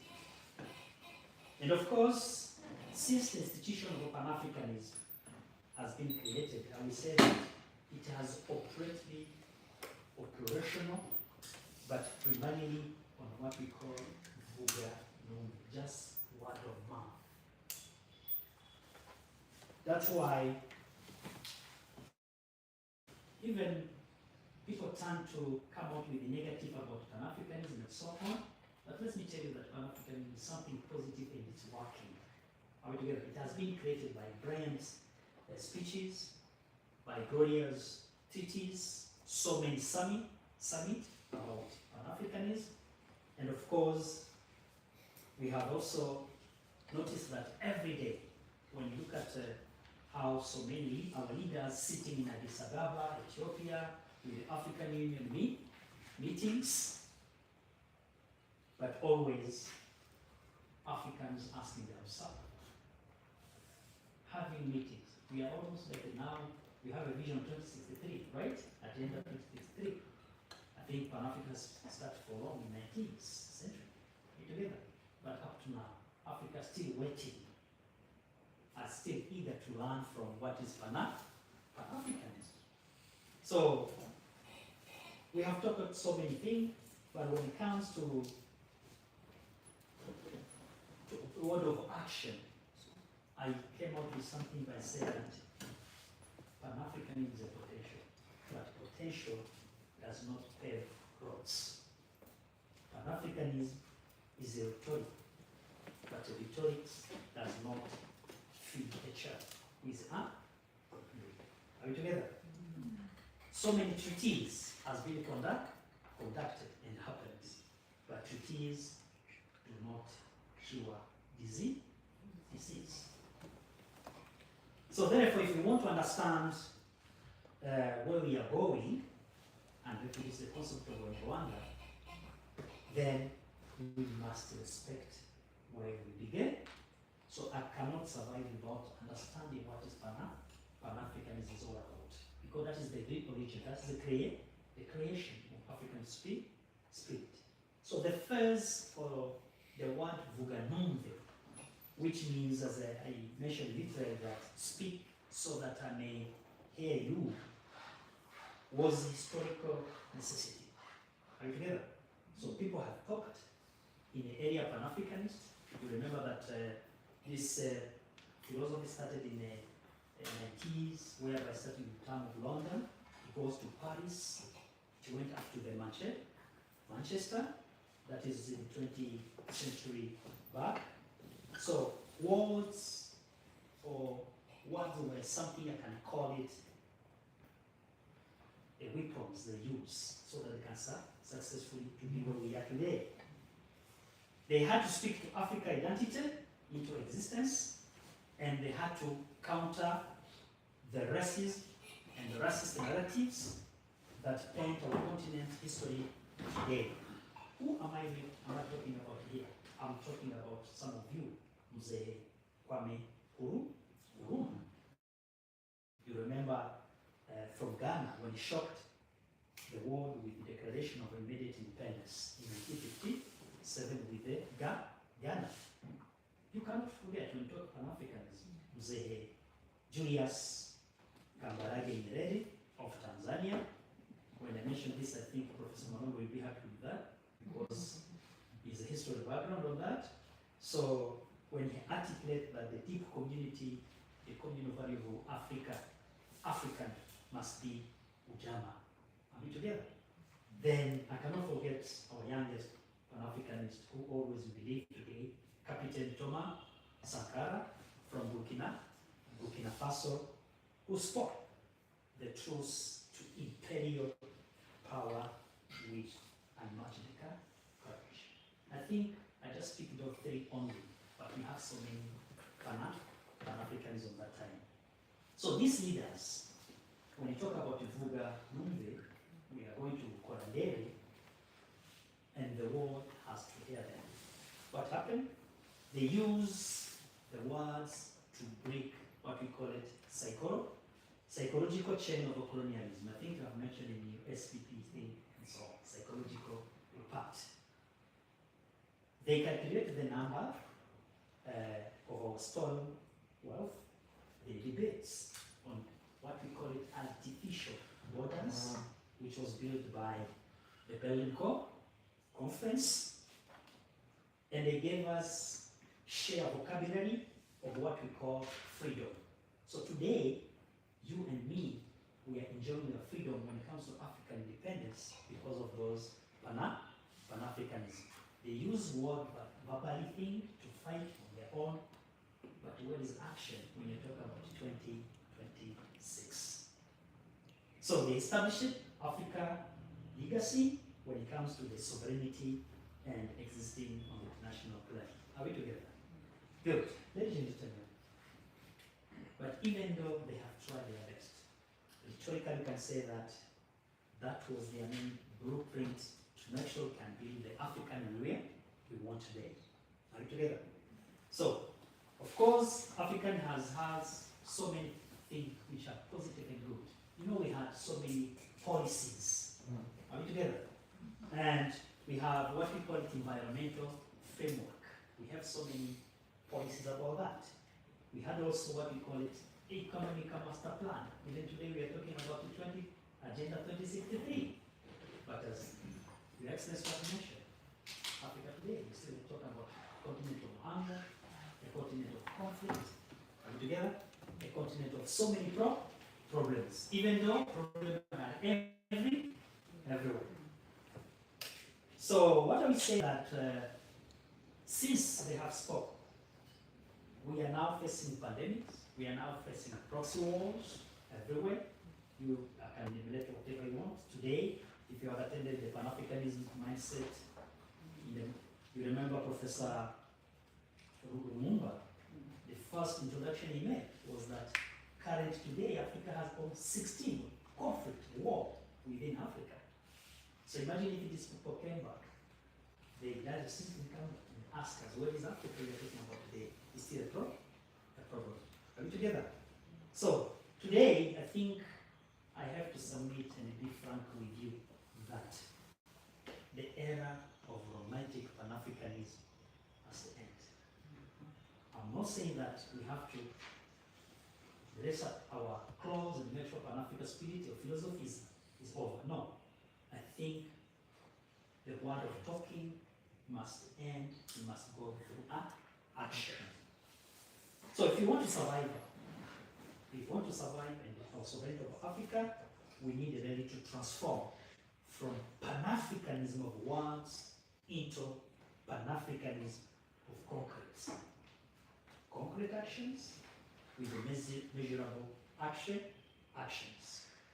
So actions are not just better than words. Today, actions are our only viable strategy if we want to survive. That's why when you talk Africasia, if you're still working, then Africa could be standing alone the continent. Asia also could be standing alone a continent which is standing alone. China could be a standing alone country. But today, sitting together in this room, having Chinese, Pakistan, Zimbabwe, Rwandese, and other people from other Africa, this is what we're talking about. Let's stop words of mouth, but let's go through the action. So of course, I mentioned that the world is transforming into what we call a multipolar configuration. The strategy values of Vuga Numve has dropped to zero. I think you agree with what I'm talking about. Because if you're talking about today, we can say that we need to start doing what we call Kora Daily, which means let's do action, so it become our primary strategies. So Kora Daily, actually, I try to summarize it to make sure if you have the concrete facts of what you're talking about. Is a materialization of strategy autonomous, which means it has to change from asking for a seat at the table, and at the same time, we need to build that table that other must request to join. If you're talking about Asia and Africa, as you mentioned, Western, they have lady civilization, they have, developed on how they are. So what about African Asia today? If you are sitting for table, I think you have to build our own so that you can straight, because you have the will and you have to have the will to determine of who we are. That's why we need to shift from real time across almost critical thing. And of course, we are not disappointed because we are optimistic. Number one, I give you 3 point examples. Number one, I would say that if you're talking about the FTCA today, the African free continental free trade we are talking about. What is all about? Which is a ultimate expression of Kora Daily. I think now we are starting moving from Vuga, talk, to the real action. So as Africans, we are constructing the world large unified market. I think today, FTCA now is working with Pakistan. And I can guarantee that we do have some investors from Pakistan over here to African continent. That's why today, if I remember, probably that rice from Pakistan, how do you call it again? The rice from Pakistan. Basmati. Now that's why you have basmati in Rwanda today. Why? Because from words into action. I know basmati because I have never been in Pakistan. So you can see that coming together, working together, then the FTCA could do. So from what do you call it, the basmati then can even have culture thing. Today, I was talking about FTCA, but Rwanda today, if you're talking about education, do you know how many Zimbabwean we are having in education today? Who are coming to teach us what is English and others? Just because of Rwanda in Zimbabwe, we have started united. But we used to talk much, we used to talk solely, but today we are not talking, we are putting everything into action. Number two, if you're talking about Ecolandere, let's look at how Africa, when it comes to including the G20. I think Your Excellency, you mentioned something that when it comes to Nobel Prize, when I was reading, I think today we are having almost like 5 Chinese who got Nobel Prize. Almost 5. Are we together in number? 5.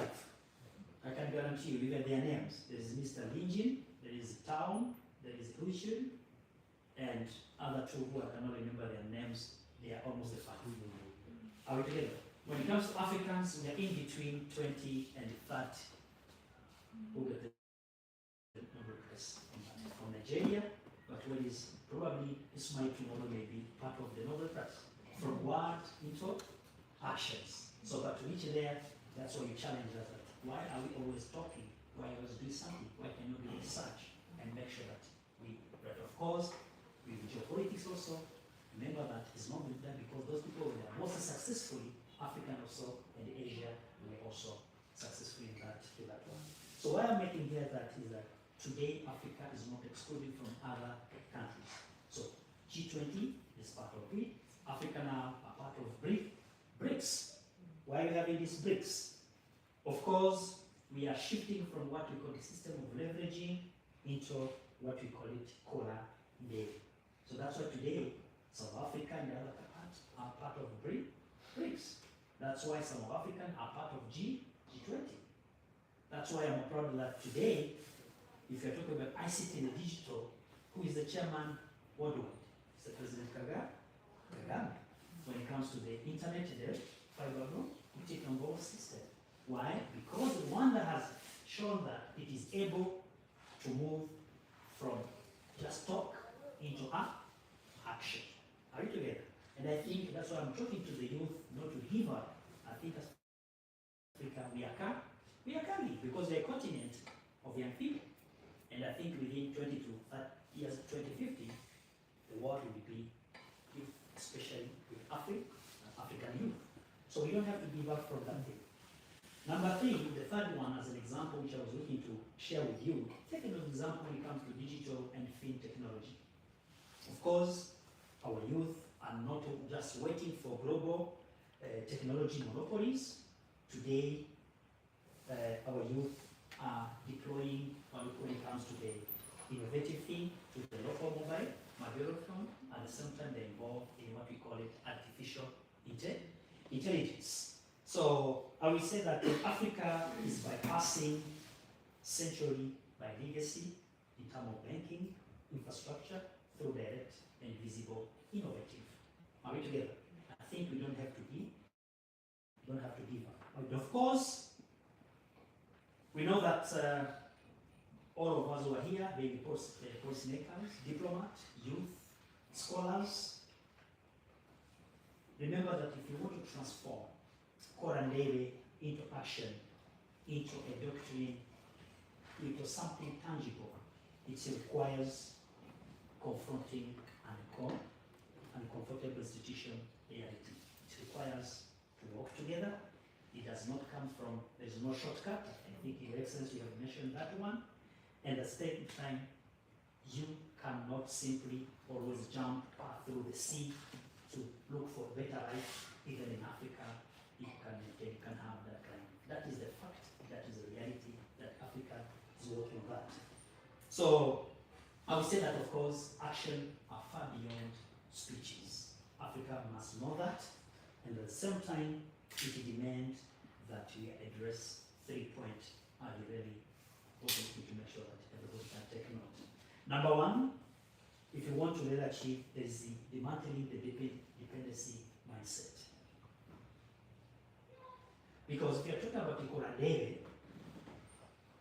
which is the internal bureaucratic, that skill, which means that everybody should come from external to come and teach us. I think that's what Your Excellency you mentioned about that we don't have to wait people, we don't have to wait experts from abroad to come to us so that they can teach us what to do. Maybe we can partner, but Africa should make sure that we learn what we should tomorrow to do together. Are we together? So we must stop evaluating the success of our policy by how much foreign aid they attract or how highly they are praised in the Western capital. So the only thing matter here is that we need to do something with our internal capacity that we have. Are we together? So we have to stop what I call the dependency mindset that you're going to survive if Americans or the Western are not going to help us in terms of even what we call external aid. Now the point number 2 I want to mention here is that we need to balance our sovereignty and integration. Very simple. I think Your Excellency you have mentioned, I like the way you call it, that it is easy as an African to interact with Asia because we have the same culture. We could have a different, not similarities, but at least it's easy to work when it comes to the South-South cooperation. You mentioned something, Your Excellency, Professor Shelby. Myself, I've been in China almost, that is like 4 or 5 times today. But what I have found in China, it was easy for me to learn from the Chinese experience, especially when it comes to how His Excellency Mr. Jinping, in terms of poverty reductions, so Africans could learn from how Chinese has done. Do you know that even so many Africans were even well advanced when it comes to Chinese 40 years ago? South Africa and other countries were well advanced compared to China. But today, can you try to compare one African country with China? How they did that? They just sit together, they stop word of mouth, they go into action. That's how the Chinese survive.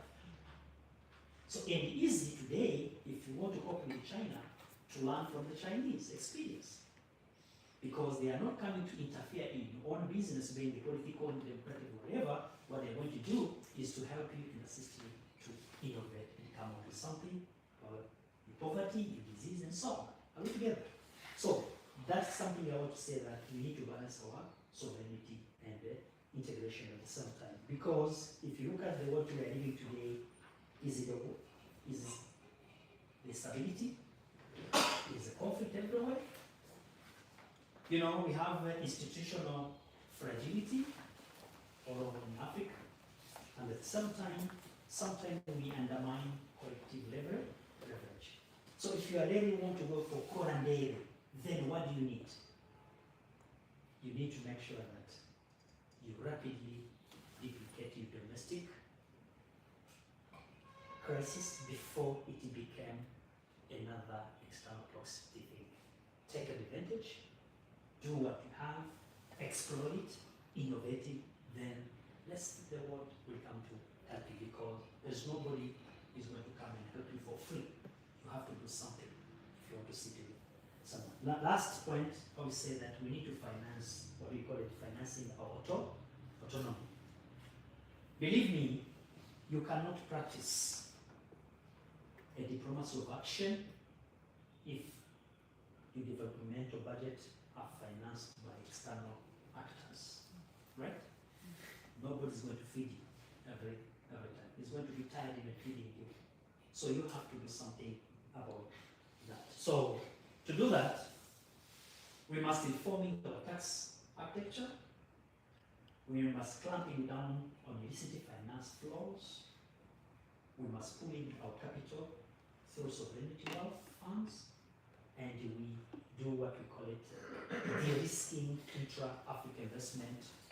We must find our own way of doing so hard Rwanda to deal with when it comes to with Kenya or Tanzania, as much Kenya can do with Pakistan and the United States of America. Have you noticed that? So it is difficult for me as an African to deal with my brothers and sisters from other African countries.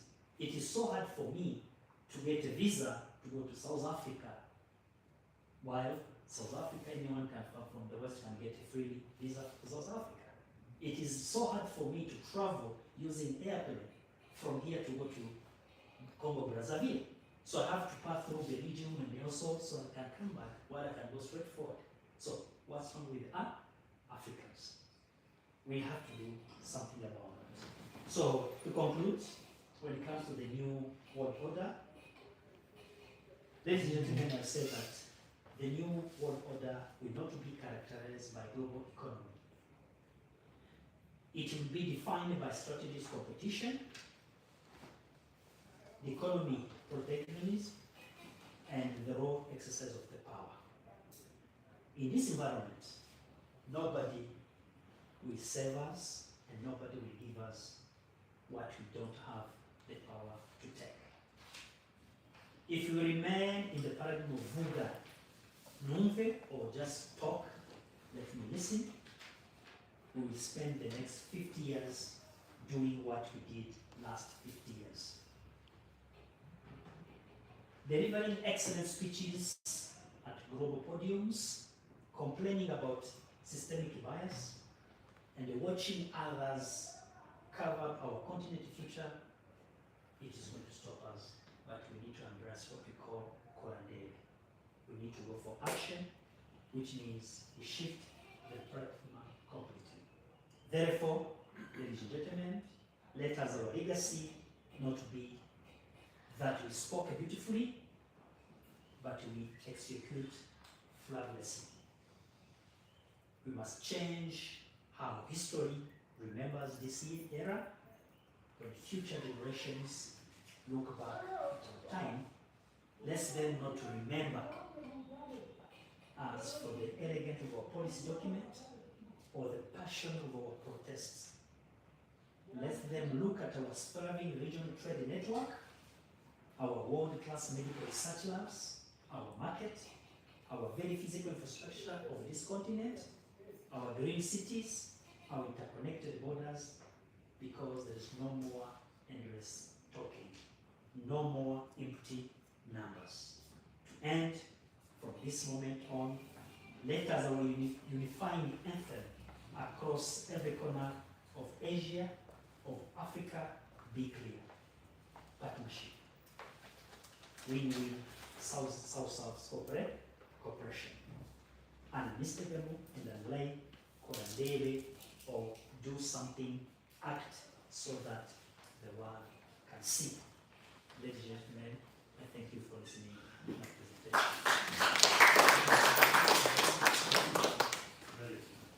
Okay, just let me clarify 2-3 points.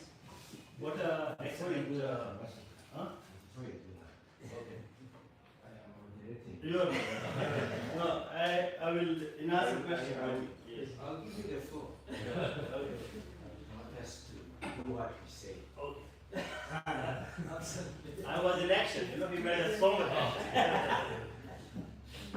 Excellent. I think it is very important before we have an opportunity, each one of you, to say something after this discussion. That is stimulating. I'm very keen and interested in the response of the audience. I have no doubt about it. You're going to say you have most of the work prepared already. It is mainly the listener to be given the opportunity. I have no knowledge about, I've been a practitioner. Essentially, my claim this one, I've been a medical doctor.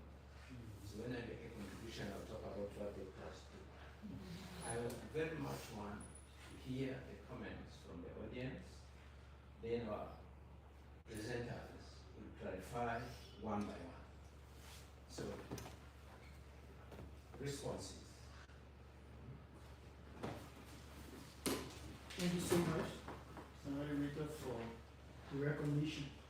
I'm Ila Zewapo, I'm from Nigeria. So I would like to ask a couple of questions to each of the speakers. First of all, His Excellency is one of those that keep pushing me, inspiring me to be somebody, because whenever he speaks, he says on his voice, you get inspired. So His Excellency, it's always an honor sitting with you in the same room. I'm honored to always be with you. You know, you mentioned that the professor said, I'll just recap from the professor and then gradually go back. The professor has said, I might not know the word exactly, but what I captured is from words to action. And we have realized that all these nice things can be said in the room. We can perfectly say them. At the end of the day, when we get out of the room, everything is said. And I come from a background of technology. I'm also interested in Her Excellency speech because she gave mention of digital technology. So my question to each of you, first with the professor, is that you are a Pan-Africanist. It means you are so about Africa. How do you, as a professor, use your environment as a professor, as an educator, to help young people? Because we have realized that most of the young people in Africa want to learn. For typical example, take for Europe or the US or whatever. They create programs that even if you do not have a cent, you still have an opportunity to develop the economy. As a professor, as a Pan-Africanist, how can you, in your own capacity, help young people who are earning and eager to learn and make improvement in Africa, who are also Pan-Africanists but do not have the opportunity? How can you help them in those regards? That's your question. To His Excellency, thank you so much for the deliberation. I like how you talk about the mango from Pakistan. You talk about our Bugatti. Even in Liberia, we also eat Bugatti, but we have a different meaning of quality. That showed that we have some level of connections as Africans. If I would even go to Ghana, I'll eat food that I eat in Liberia. I came to Rwanda, I saw Bugatti, I was surprised. I saw the Ibishimbo, Isombe, I was also surprised. Because it's just the way we prepare it differently. So you talk about digital, and you are in the right space for trying this kind of information. Because you sit right at the hard table, and you are able to channel the information. How can you help young people? I'm speaking as a young person because I'm not talking about old folks that we are already living in the States. I'm talking about us because we are the future of Africa. Some of us chose not to go to Europe to go to school, but stay in Africa because we believe that African education should grow. That's why we came to Rwanda to foster our education. Because going to Europe, we'll be getting the white people knowledge, we will not become Pan-Africanists. So as an ambassador who sit at the very hard table to channel the young people's voices, how can you talk about digital, talk about culture, you talk about arts? And I like the way you dress with the attire, showcasing the African culture. How can you support young people in culture? How can you channel the voices of young people in technology? How can you help them so that we can have a source of cooperation in those kind of capacity? Thank you so much. And lastly, to my own His Excellency, I know you're always talking about young people. You have been helping us creating spaces for us, which I must commend you. I don't know about others, but for you, I can commend you for that because I have an opportunity to see in progress and create for young people. But my question to you is different from what is that space of creativity. You talked about Asia, you talked about technology, you talked about integration, you talked about trade. So, like you talked about other interests. How can you link other young people or institutions so that they do not just focus on people, Westerners, to come and bring things, so that we can have this inter-African trade to grow Africa? Thank you so much for the opportunity. I hope you keep close to your questions, please. We don't have enough time. We can take one more question. One more question.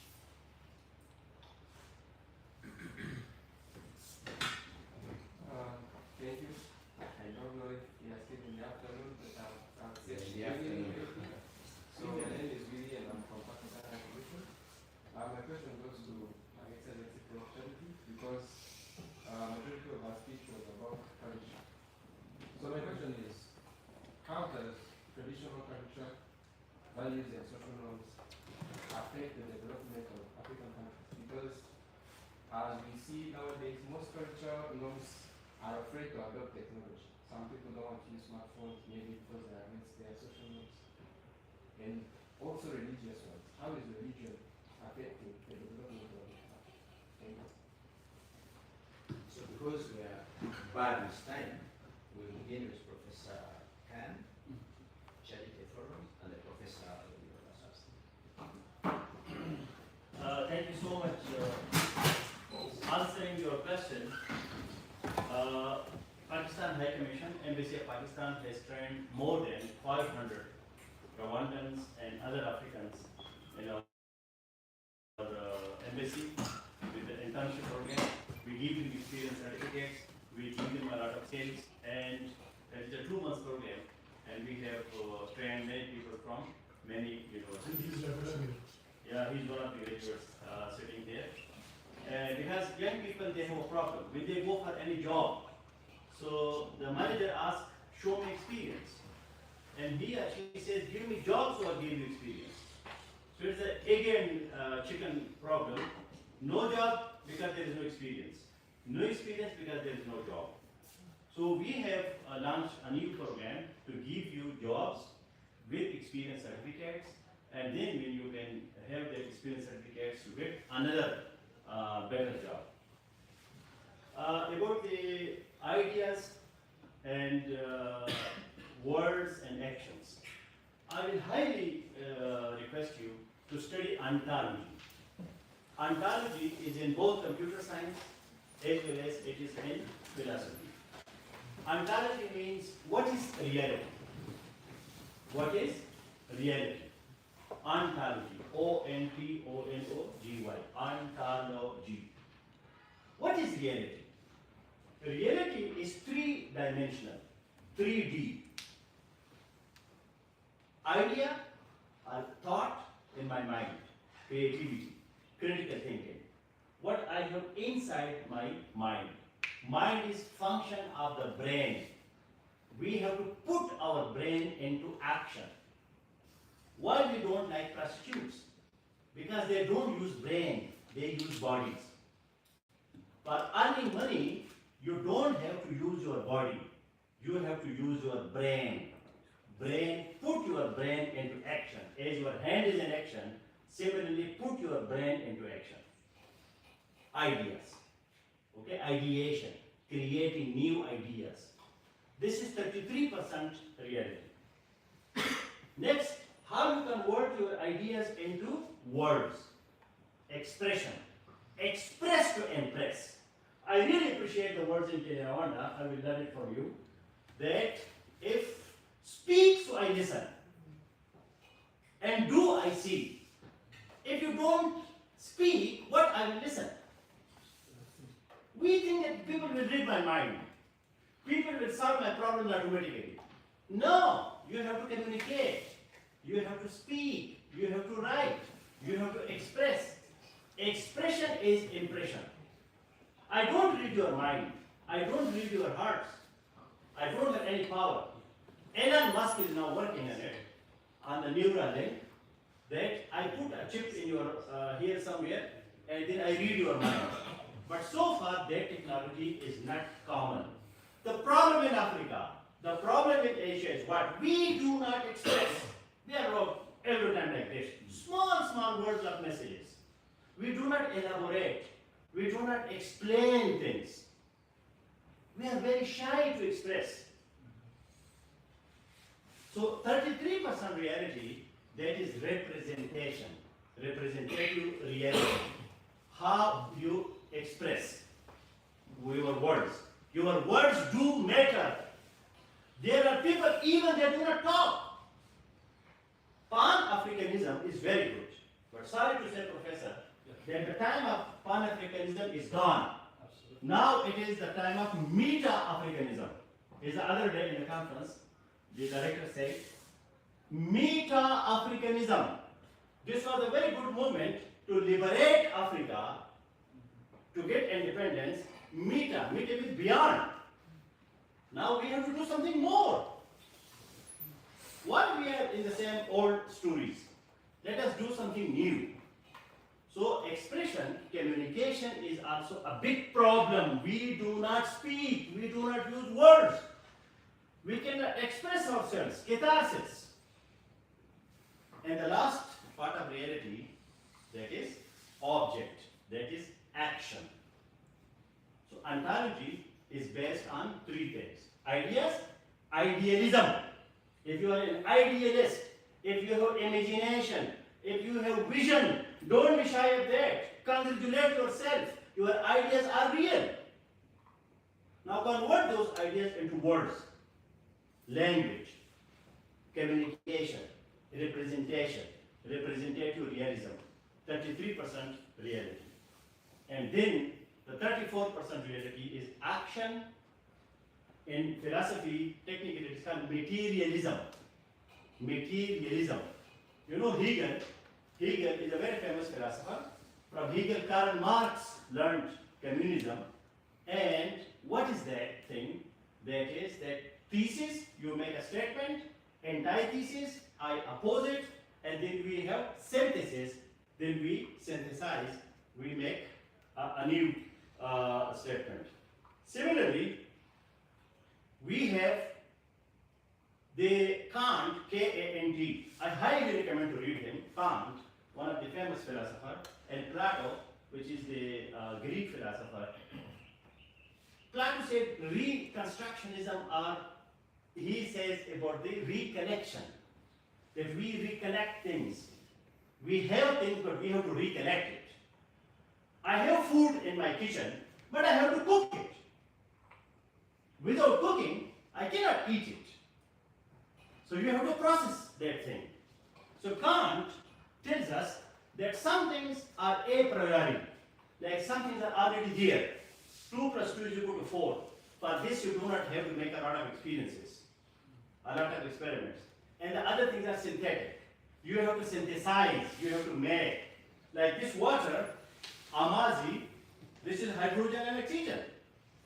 Hydrogen, that is nature, while oxygen is nature. But when we bring these two, again it is nature, but it is a compound, it is not element. So I have to bring hydrogen and oxygen together to make it water.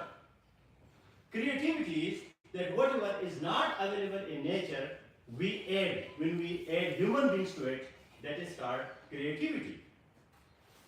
Bird is nature. Airplane is creativity.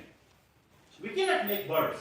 According to physics and chemistry, the law of conservation of matter and energy, that energy and matter cannot be created and it cannot be destroyed.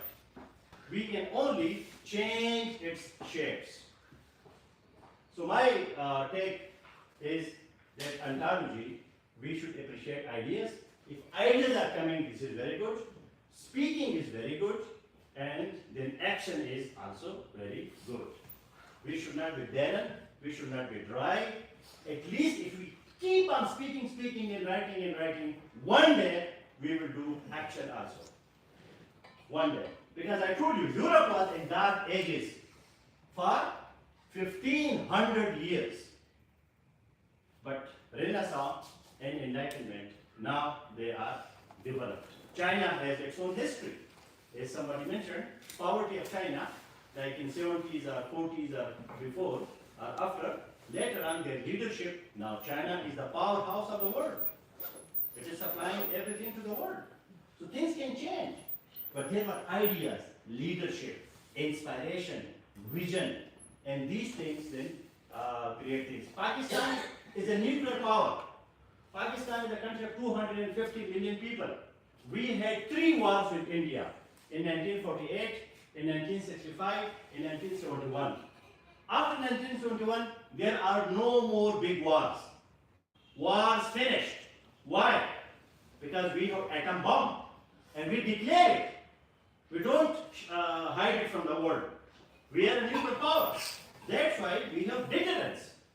Nobody can attack us because there will be mutual assured destruction.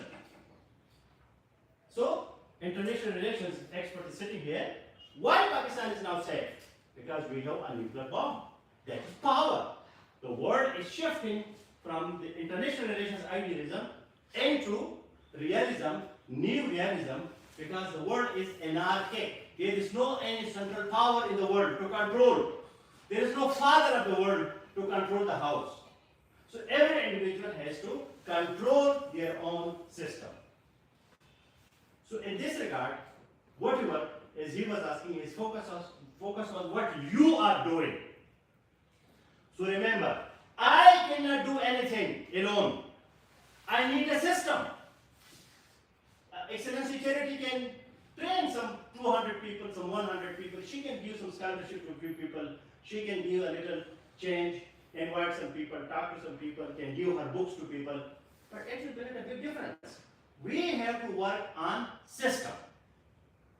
Because the super intelligent people of the world, they do not do things individually. They empower others, decentralize, deregulate. They empower others to work. So we have to create an environment. In Rwanda, His Excellency President Paul Kagame is not doing everything. He's not cleaning up the streets. He's not growing all the trees.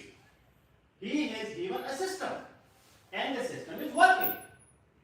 So individual cannot do anything. Don't expect from me that I will bring Africasia to be another Germany. No. You have to work. Everybody has to work. We have to make a team. And then the things will work. Thank you so much.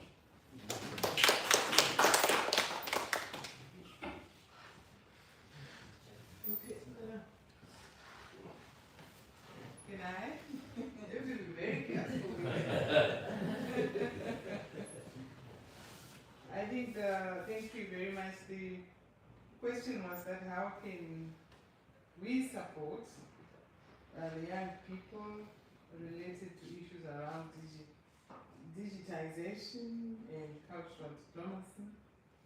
I will say that from our work at the embassy, which I am also seeing with most of the ambassadors, is that we use digital platforms to promote the work of the young people.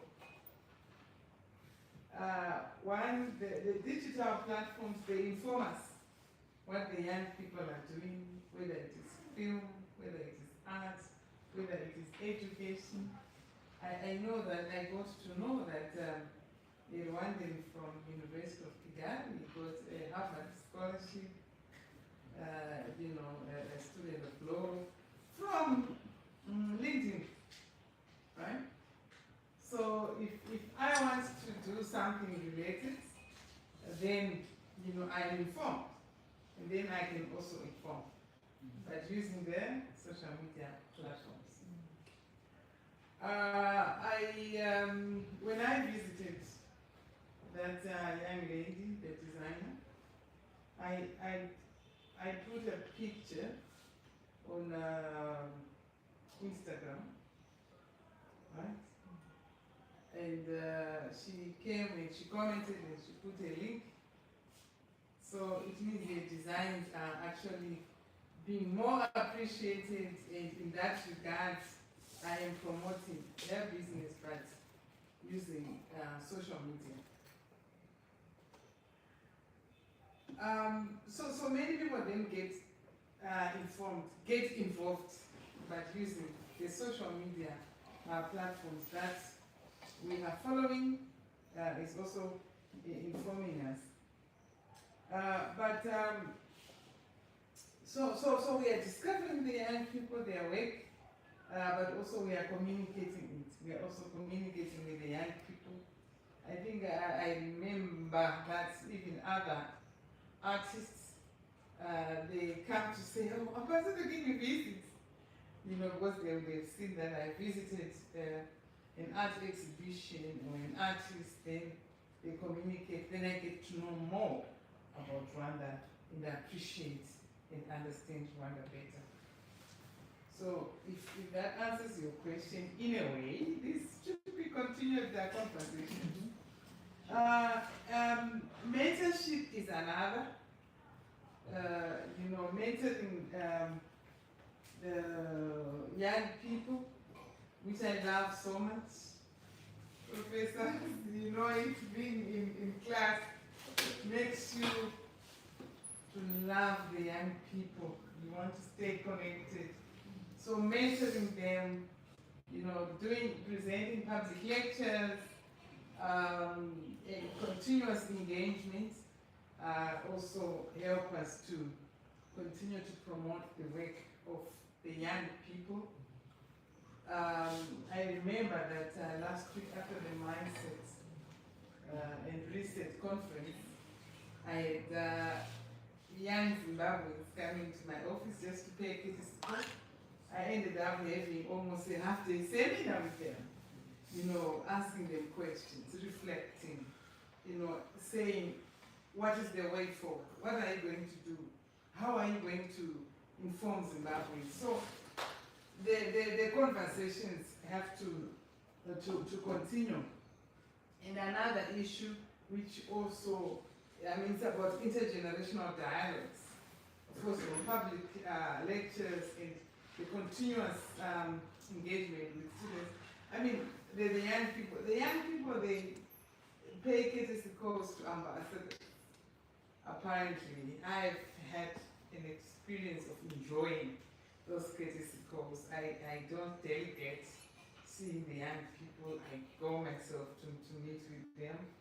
Then you learn even their issues, you advise what they can do. If they want to have a conference and they don't know where to start from, you know, you engage, you get involved. So we do a lot of work, and also even exhibition. When we have our exhibitions as ambassadors, we also involve young people so that they can exhibit their work, but also even assist at the exhibitions, which means they have a chance to interact in a great way. The last question, let me have it again so that I'm sure. I know it's about traditional culture, how it affects what? My question was, how can traditional and deep-rooted culture in Africa affect the development of Africa? Okay. I'm very positive, I should say, about African culture and the traditional culture. What I was playing there is our deep African culture. Just to give you an example. This is our pride. This is our pride as a nation. This is our pride as Africa. So our African tradition is not like a backward issue. It is a forward issue that makes us, our identity strong. You know, this is something that even as industrialists, we should use to produce, because I'll give you an example of Mapura wine in Zimbabwe that we have produced from our traditional trees, right? You can never find a Mapura wine elsewhere in the world, never, because we have gone for our traditional tree. So the traditional norms, the traditional values are rich and must be promoted as indigenous knowledge.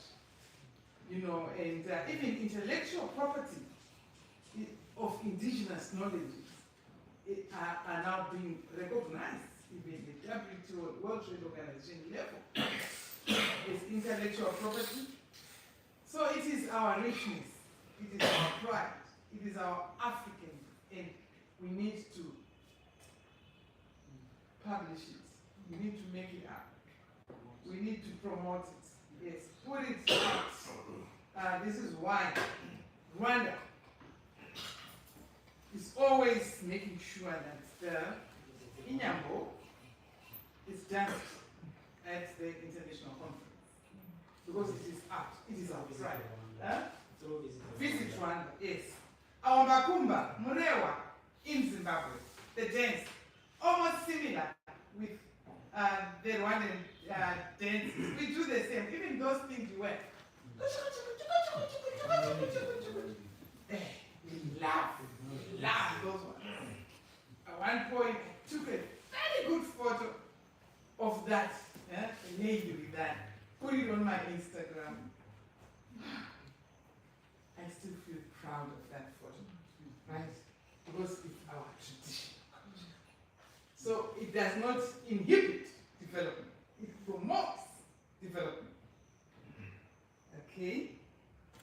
is another point that, yeah, it is our originality. That is the last point. That it is who we are. So proud of that. Okay. Thank you, Your Excellency. I think my brother from Liberia, who asked me my capacity as Pan-Africanist, what I do when it comes to environmental to help our young people. I will answer you in two ways. If you want to, in my capacity, I make sure that I help them in terms of tools. I help them in terms of confidence, together, and at the same time, I help them in terms of unity, which brings the history background. In my capacity as Pan-Africanist, number one, I hope you are aware of what you are doing when it comes to Pan-African, Rwanda Pan-African chapter. You are aware of that. We have supported so many countries to come out with their own Pan-African movement. Congo, I was part of as the vice chairman of the movement. So, and we studied mostly on young people. So far in Rwanda, you know, in each university, when it comes to the international students, they have their own Pan-African movement. If you don't have a Liberian one, then start from today. Because for us Rwandese, we think that it's much better to have these international students to have their own Pan-Africa within where they are studying in the University of Kigali, almost like a 40-something university we have their own, even Zimbabwe. So when it comes to the Pan-African spirit, ask the ambassador, Your Excellency. Pan-African movement, one chapter, we make sure that all ambassadors attended the African Liberation Day, and we organize here culturally, almost all embassies in Africa, and we invite Africans. What was the result now? So we have seen now, today, I don't need to explain this as a old person, so I can use anyone from those institutions, from those organizations, to talk about the history of Pan-Africa. So you understand that I'm doing my best to make sure that the history of Africa cannot be changed by anyone who, so Pan-Africanism can revise to that. So I'm trying them to make sure that I can share with the real history of Africa, because it has been changed to some extent. So, but and I'm sure using youth, it is easy for us to come to that one. Mentorship, I think has the mission. Rwanda comes from, in Rwanda there's a proverb called Ijabulisha Ihera. The charity begins within. I cannot teach you, I cannot tell Liberian because I don't have any background in the history of Liberia, but I have to start from within. We come from a country where genocide against Tutsi was the fact. So I'm trying to make sure that our people has to reject what they call divisionism. You have the solution in Liberia. 15 years of civil war. So why don't you learn from us? Then you go to Liberia, then you change. And I think we are learning even much from Liberians on what they have. Then they into Rwanda. So that kind of learning from one another, and you can see what I'm doing when it comes to that one. So to end up, because I have, they give me 1 minute, I will tell you that in the video, so far, I have managed to send outside of this country almost 200 students. Some they have completed their masters and their PhDs. So I have to make sure that they turn back and do something as an individual. So far I've sent so many young people to do their masters in China, 4 of them, now they are here. Last year I went with 2 of them to China, doing their PhDs, so they had their professors in the University of Rwanda. That is what proud of the chain of thing, then I'll give it to you, the baton, then I'll be happy to see how Liberian young people could also do the same. Because we are becoming old. Sure. That's why, let me end up by saying that being a proud as a Rwandese is just because of the leadership I have, which I learned from those. You're not happy with that? Sure. So that's a good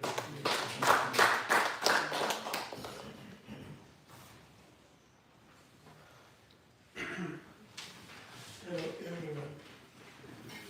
It happened once I was a chief of state protocol. And in my work, I messed up so much that I couldn't continue. And today, I was going to say I was disappointed. But for the last 3 hours, please stand up at this and then sit down. Do a bit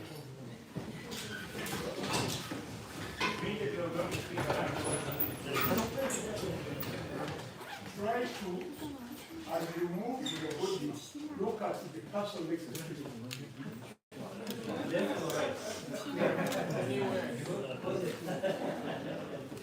Okay, so, Your Excellency, please get seated.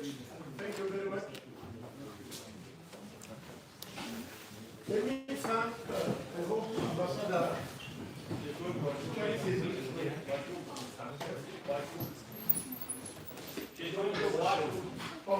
good.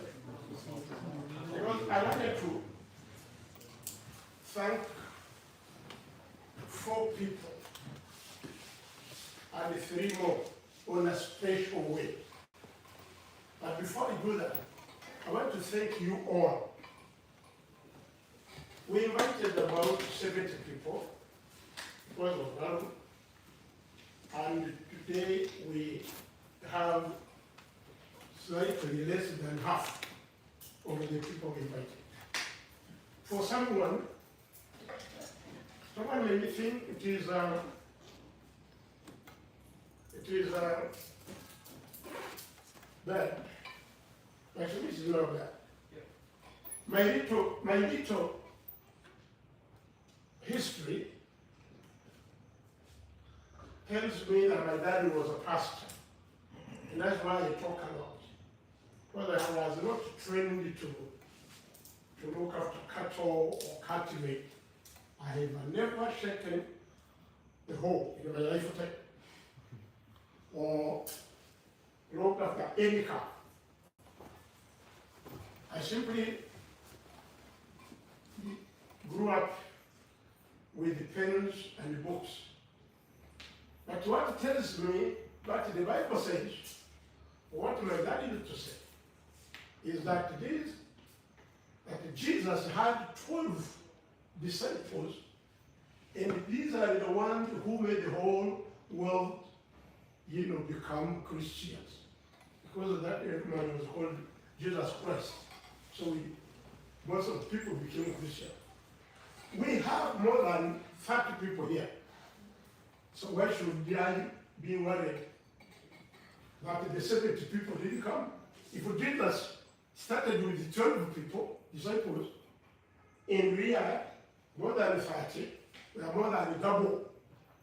So to me, that is really a great deal. What I simply want to ask is to move from words, kuvuga, then you go to gukora. If you people understood ABI as Ambassador Klein highlighted, and as we all do, and you believe in it, it's a dream, as he says, and as we say, it is a dream. But people dream, and their dreams become reality. We have seen it happen everywhere. From Martin Luther King, other people, so many dreaming, and their dreams become reality. I'm dreaming with my sister here, with good Soma One. It's a big platform, and we are organizing this on the 11th. You are all most welcome, and you can see. Sorry. Yes, that is the International Literacy Day that we have. And Rwanda month. Right. So you have to welcome. What? How does it happen? It's very simple. If I were to start with the journalists who are there, or any media firm, and he promises, he puts it to his mind as Ambassador Han was saying, you move from your ideal to practical or to work today, starting from today. You propagate this news. I'm told by good friend, Dr. Zen, tells me it is already circulating over the whole world. It is online, it is everywhere. So the fact that you have 20 or 11 or 30, in actual fact, it doesn't really matter, because the information has already gone. I saw the young lady from China putting something like here. I'm sure, listening to all this, I'm sure the message is already gone. Conclusively, what do I want? What do you want? These 4 people, you will excuse me, I'm going to make them stand because protocol obliges. These gentlemen, unfortunately, there is no woman, they are all gentlemen. But today, I'm bringing all the ladies who are here to be part of us, because we are moving towards equality and all gender business.